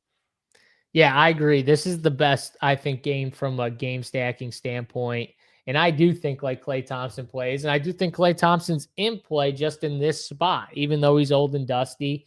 I think he's going to play a decent amount of minutes. He's one guy I can't play. I'm gonna leave you with the value. We need value on this slate. We need value. God, he's so bad though. He is so terrible these days. Yeah, he's bad. But my boy Ryan Nembhard too. I wish he was a little cheaper because I do think we're going to get guys back. But like, yeah, I think this is a game you could easily stack up and play, whether it's like Draymond. Something like that. Because I love playing, like you said, Jimmy Butler. I like the Steph Curry play on Golden State more than probably Jimmy, but Jimmy is cheaper. I just feel like Steph on Christmas is just, I mean, he's so friggin' good, and he has those nuke games, and this could easily be a spot where he just goes nuke. I love Golden State. I never loved Golden State. I love Golden State. They got one rise up in them here. They got one. And like, think about it. How many regular season games do these guys actually get up to play? None, like 5 a year. This has to be one of them. Like, if you just like, this has to be one in the middle of the day on top of it. Like, you're right in the middle of the day. Everyone's watching it. Like, against your boy Klay on Christmas in Golden State. Super flag too. Like, everything. We're in agreement here. And the other games, really, none of the other 4 even remotely check these boxes for me. Now, would you bet Golden State at 8.5, or you think that number's a little? That's That's a different topic because 8.5 feels heavy in a game like this. But feels very heavy. It's 8.5 for a reason, though. And Dallas has had issues. I don't like that though. I would have to bet Dallas, but I wouldn't be surprised though if Golden State plays good. No, I wouldn't be surprised either. But I definitely got to bet the 8.5 with the Dallas side here. It's just too much for me to take the other side. But yeah, what did Hardy end with? I think he had 17 fantasy points. So played 28 minutes, 17 fantasy points. I'd take 17 tomorrow. It's because though, like he doesn't handle the ball. They have Ryan Nembhard, who they love and like with the ball. They have Brandon Williams, who they love and like with the ball. They have Cooper Flagg. And if you watch the fourth quarter of that game, Cooper Flagg was bringing the ball up a shit ton at the end. They wanted Cooper Flagg with the ball in the hands at the end of that game. That was pretty interesting to me over everybody. And then like Najee Marshall will randomly like move it up the court sometimes. So he's just, Jaden Hardy's not, the guy with the ball in his hands as much, but we know he can score. I just don't think he's going to be a play because I think these other guys are going to play in that game. But like Tony said, if somehow they got ruled out and they were missing a few guys, he's 3K. Like you can definitely play him if that happens. I just don't think it's going to happen. We got the official news too. Josh Johnson starting. There you go. Driscoll the backup. Jeff Driscoll. Oh my God, Jeff Driscoll's the backup. Yeah, we don't need to go. We already basically covered that. We talked about that. Wanted to say it. All right, Houston and LA.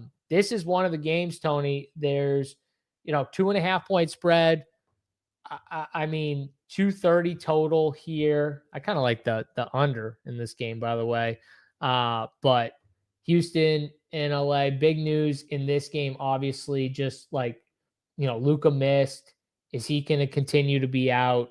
They held him out last game. I assume he tries to play for this game, Tony. So I assume he's kind of back.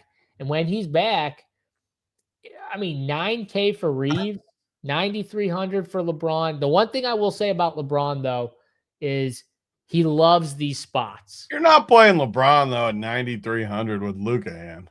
No, I'm just saying, though, LeBron loves these spots. Like, he loves these spots. The light is shining on him. It's the 8 o'clock game. It's not like the super late game. It's the 8 o'clock game. Big game, Christmas Day. He's going to play a lot. Look at his minutes, by the way. This dude's like 40-something. He's playing 38, 33, 36, 34, 36, playing a ton of minutes, like, for a guy at his age. It's insane. But no, with Luka back, it does hurt. I'm just saying, don't like forget about like in 9,300. If you're 150ing, I'd leave LeBron in the pool, like, because he can definitely still give you one big game. But like KD at 8,600, I never liked KD, but that price tag seems kind of light on Christmas. And the minutes are just super. Another guy playing like 43 minutes, Tony, in some of these games, 44, 37, 40. I don't know. I mean, talk to me about this game and like who you see is in play, because I don't see a ton of plays, but you got to pick out one or two. This is my least favorite game of the slate. I'm like you. I can't play KD. I never click him. I don't. Him against LeBron one more time, maybe the last time. Who knows? Their last Christmas matchup. Maybe they like get it going, but I kind of think they're already like solidified. They've already done everything. Like, do they really like? I don't. There's nothing to prove. I don't know. I just don't love this spot. I'm still trying to figure out. So last night, again, I didn't like follow it insanely close, but how did Austin Reeves come off the bench? What was that like? Because he had an actual injury. He had a calf strain, and I talked about it on the show. Why did he just not play or something? Why did he? Maybe they were ramping him up a little bit. They were just ramping him up. Because I said how many minutes did I can't play 22 minutes. I said I can't play Austin Reeves because he had an actual injury. He's coming back from, we don't even know how he's going to be. And calf strains have led to major injuries if people come back too soon. And we've seen that now in the NBA a few times. So, like, I'm assuming they're going to be careful. And I bet you they're careful with him tomorrow, even though he's had another day in between now. Especially if Luka and LeBron are in. Yeah. So that's why I can't play Reeves no matter what. I mean, this game's an easy fade for me. I don't. The only way it wouldn't is if Luka sits. Then you get a little more interesting with some of these guys. But if Luka's in there, I just don't see it. Houston's a tough matchup anyways. You look at the Houston pricing. Amen's up. Şengün's up. Jabari's 62. Reed Shepherd. I don't see anything. I mean, this game's the game where I don't feel like I have to play anything. Steven Adams is a good value. I could maybe play him, but I don't need him. So, That's kind of how I feel about Tari Eason, too. Like 4,400 seems light on Tari Eason. If he hits, I think he's a guy that plays less, too, though, on these games like this. Like, they don't trust him. He's talented, but they clearly don't trust him. So, and they're going to run these guys. Hat? What do you mean? Are you making fun of my hat to kids? What do you mean? This is the Run Pure one. It's the 101. There's only one of these. Yeah, only Big T's got the 101s. No, that's not true. See, you're making stuff up. Prez has that one blue one. The blue one. Prez. Prez has the only two. There's only two of them. There's only two 101s. This one and the gets blue one. Absolutely shafted. Unreal. I'm with you. This game's a fade. Let's go. Tell me you'd wear this hat. There's no way you'd wear this hat. That is not your style right there. I wouldn't. You're right. I wouldn't. It's like when Uncle T whines to me about the Run Pure hat. I'm like, you don't wear anything but a Titleist hat, Uncle T. Like, you're not wearing any of these. Not just giving it to Uncle T just to sit on his desk. Are you going with the Lakers here if Luka's back, or are you going with the Rockets? 2.5 spread. Rockets are favored. I think I like Rockets. All right. I think I like Rockets. Rockets are a tough out for a team like the Lakers. No, they are a tough out. I agree with you 100%. They got guys that can guard Luka, got guys that can guard their players a little bit. I'm not, obviously it's the NBA. You're going to get matchups you want, but they can guard them enough. Yep, for sure. Let's go to the nightcapper here. Minnesota and Denver. Another great matchup, just like from a game perspective, these two teams. This game's in Denver. And Tony, we have seen some Denver games when they go the right way, shoot out and go kind of crazy. Problem with Denver, though, is a lot of the stuff is all around Jamal and Jokic, which is kind of annoying because they're so expensive, obviously. But they are still down Aaron Gordon and Cam Johnson and Christian Brown. And Cam Johnson came down with what looked like a kind of a serious knee injury. They're saying a sprained right knee. So I doubt he's going to play, right? I doubt he's going to give it a go here. And no matter what you say about Cam Johnson, he still had a pretty good role on the team from a minutes perspective. He was playing a decent amount. He's the guy that's like never missed a game too, right? I mean, I think so. Well, I think he's the dude that like never misses like ever. Like I think I could be wrong. Chad will correct me if I'm wrong. Mikal. Isn't that Mikal? I think it's Cam too. I don't know. Maybe I'm wrong. I could be wrong, but either way, it was an injury that you're definitely going to have to keep your eye on. 100%. So my point is, though, Bruce Brown, Tim Hardaway Jr. on this slate, Tony, they look like really good value plays. They look like plays that these are the plays I'm always so comfortable with. Like, I play these plays more than probably anyone in the world because I just know how Jokic is, what you said. Everything runs through Jokic and Murray. Then the defense, Minnesota-like defense, is going to slide over and try to help on these guys. They're going to make Bruce Brown and Tim Hardaway Jr. and Peyton Watson, who's only 5K, beat you. If Cam Johnson's out, I mean, those three guys, even Spencer Jones, I know you hate him, but 3,900. I hate him, but they're gonna also make him try and beat them. So and it's the price tags. I mean, Bruce Brown is a stone cold lock if Cam Johnson's out. He's 4,100. Tim Hardaway Jr. is more shot dependent, but I like him too a lot. Spencer Jones is also shot dependent, but I'd rank him third. And then Peyton Watson obviously can get there a lot of ways, but Bruce Brown without Cam Johnson is just literally a stone cold lock. And by the way, one of the first times all year, Tony, I did see them for a little bit in the fourth quarter run the Jonas Valanciunas Jokic lineup. And I don't know if that had anything to do. I can't remember if at that point Cam Johnson, I think he was injured at that point because it was late in the game, but I could be wrong. But maybe against Minnesota, would I be shocked if they tried something like this with another guy down? It wouldn't shock me. So against Minnesota, for sure, I think they could do it.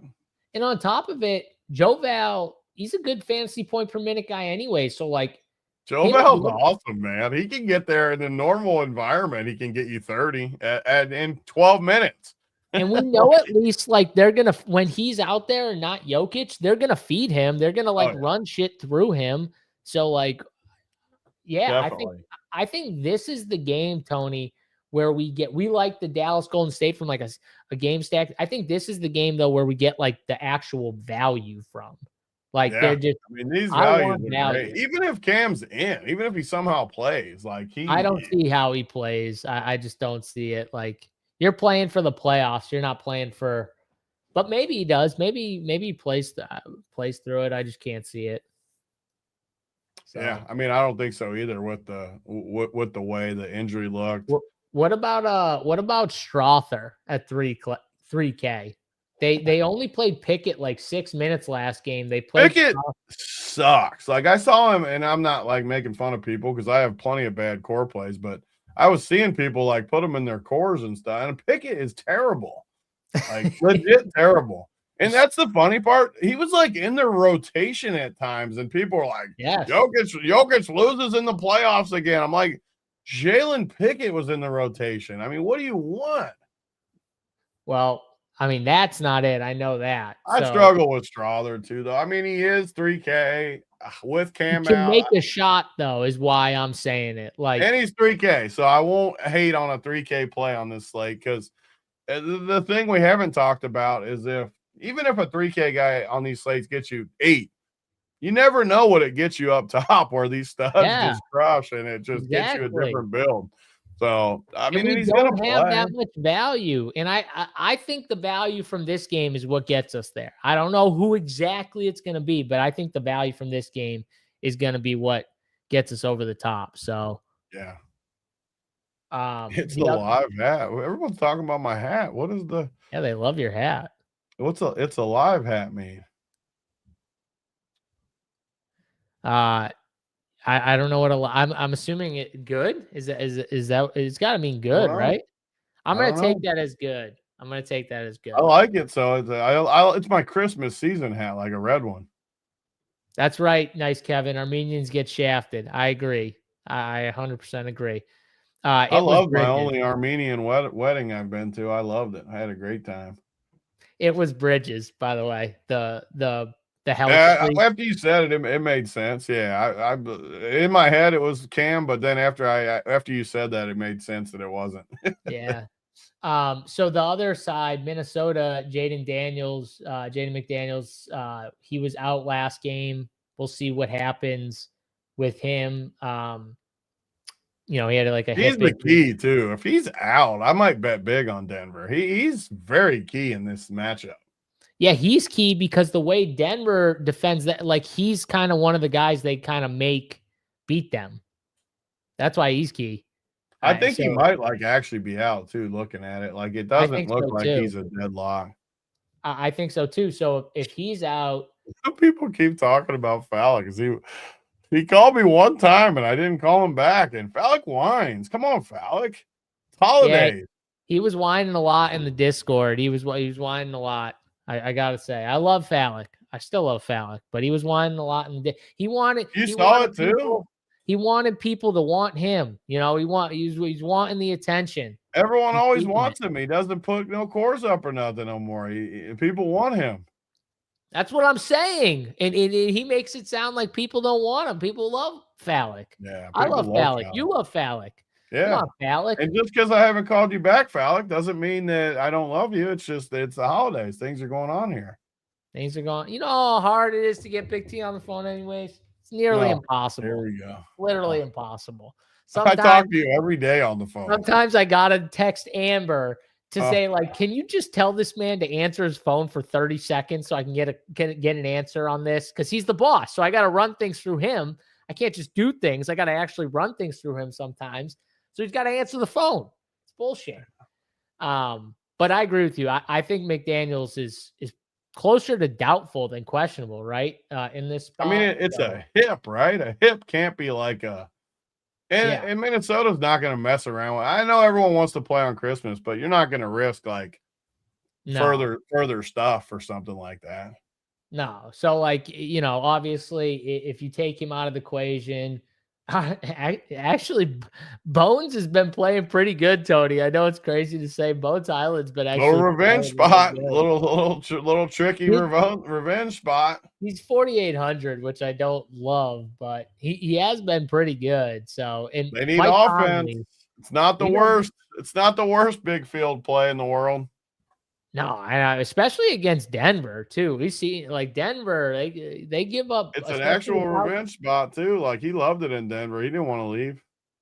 And without Gordon, Christian Brown, and now Cam Johnson, you guys are hurting for some of your good defensive wing guys on ball stuff. So that's why Cooper was whooping us besides being good, but we got no one that we don't have. You got no one to put on them. You got no one to cover them with. You guys were going to that zone at one point, I think. Yeah. Put the two bigs in and play a little zone. Yep. Yeah, they might. That's why I like Joval, dude. I could see it, honestly, with Rudy and stuff. I could see them doing some shit like that. So, yeah, no, I think this is a great game. I think me and you kind of uncovered it. This game and the Dallas Golden State game are the two games we want to key in on. The San Antonio, OKC, Houston, LA games are the games we're probably lowest on, right? Dallas, Golden State, more studs. Denver, Minnesota, well, besides Jokic, but Denver, Minnesota, more values. Yep. Yeah, I love it. Obviously, we don't have ownership yet, so we can't do the anti-play, but who's one guy you're playing on Christmas Day?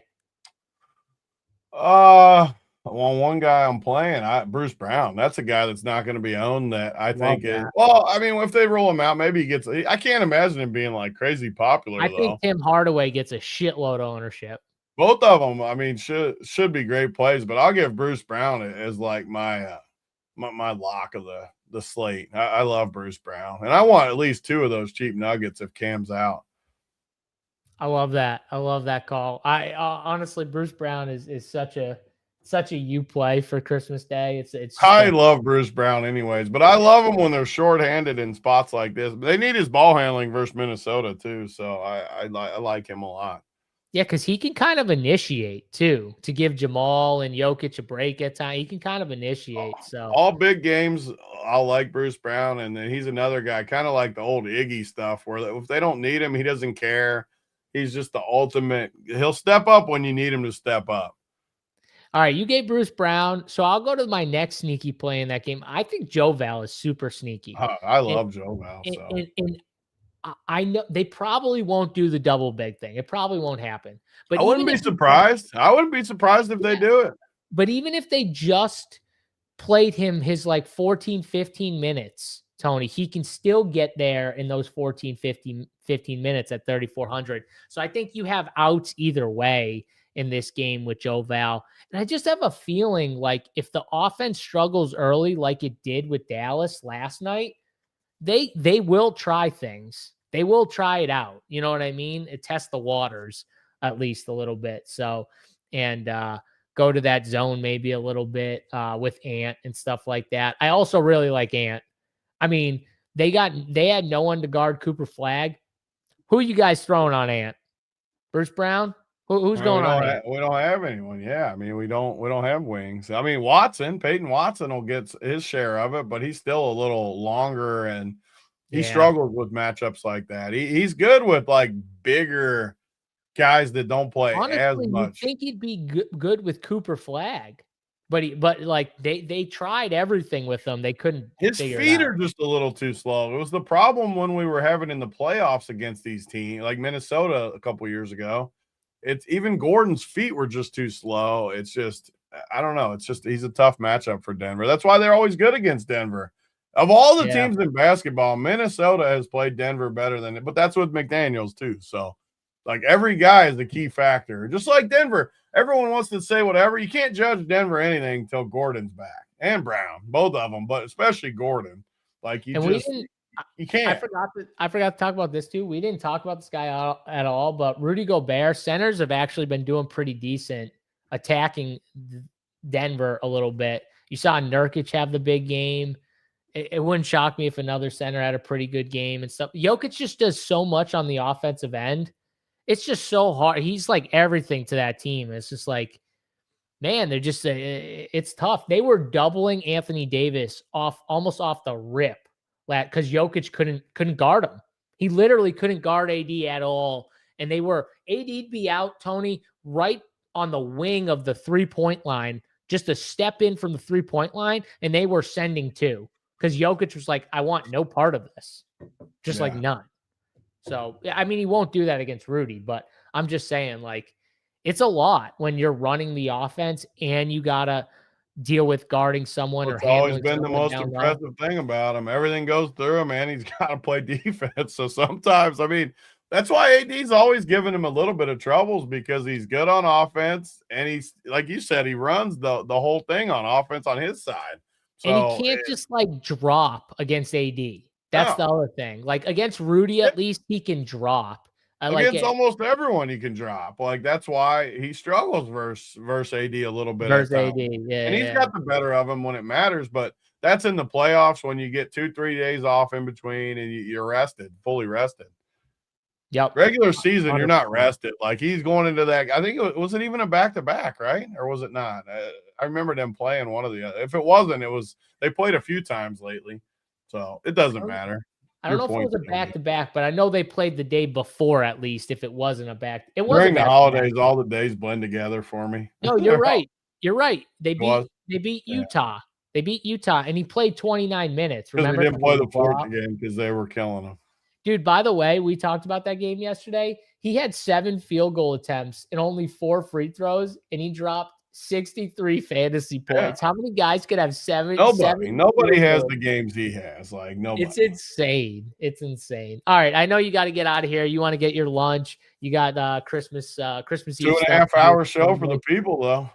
For the people. This show is for the people. If the people could, whether you're live right now or rewatching later on, smash that like button for us. We should have them do something in the comments too and give some stuff away for Christmas. Get it in the feed a little bit. Combo NFL NBA play. We'll do a combo NFL NBA play. Let's do it with the picks one time to make it easy. Just pick all 8 games. Let's even do it without the spread. Just 8 winners. Whoever can pick 8 winners, that's a lot. But there's some big spreads in there too. So it's not as hard as it sounds. 8 winners. I'll give you one of the new beanies. Oh, that thing's fresh. I don't even have that yet. You'll get it before me. And I don't have the hats yet, but by the time this goes, and one of the new hats.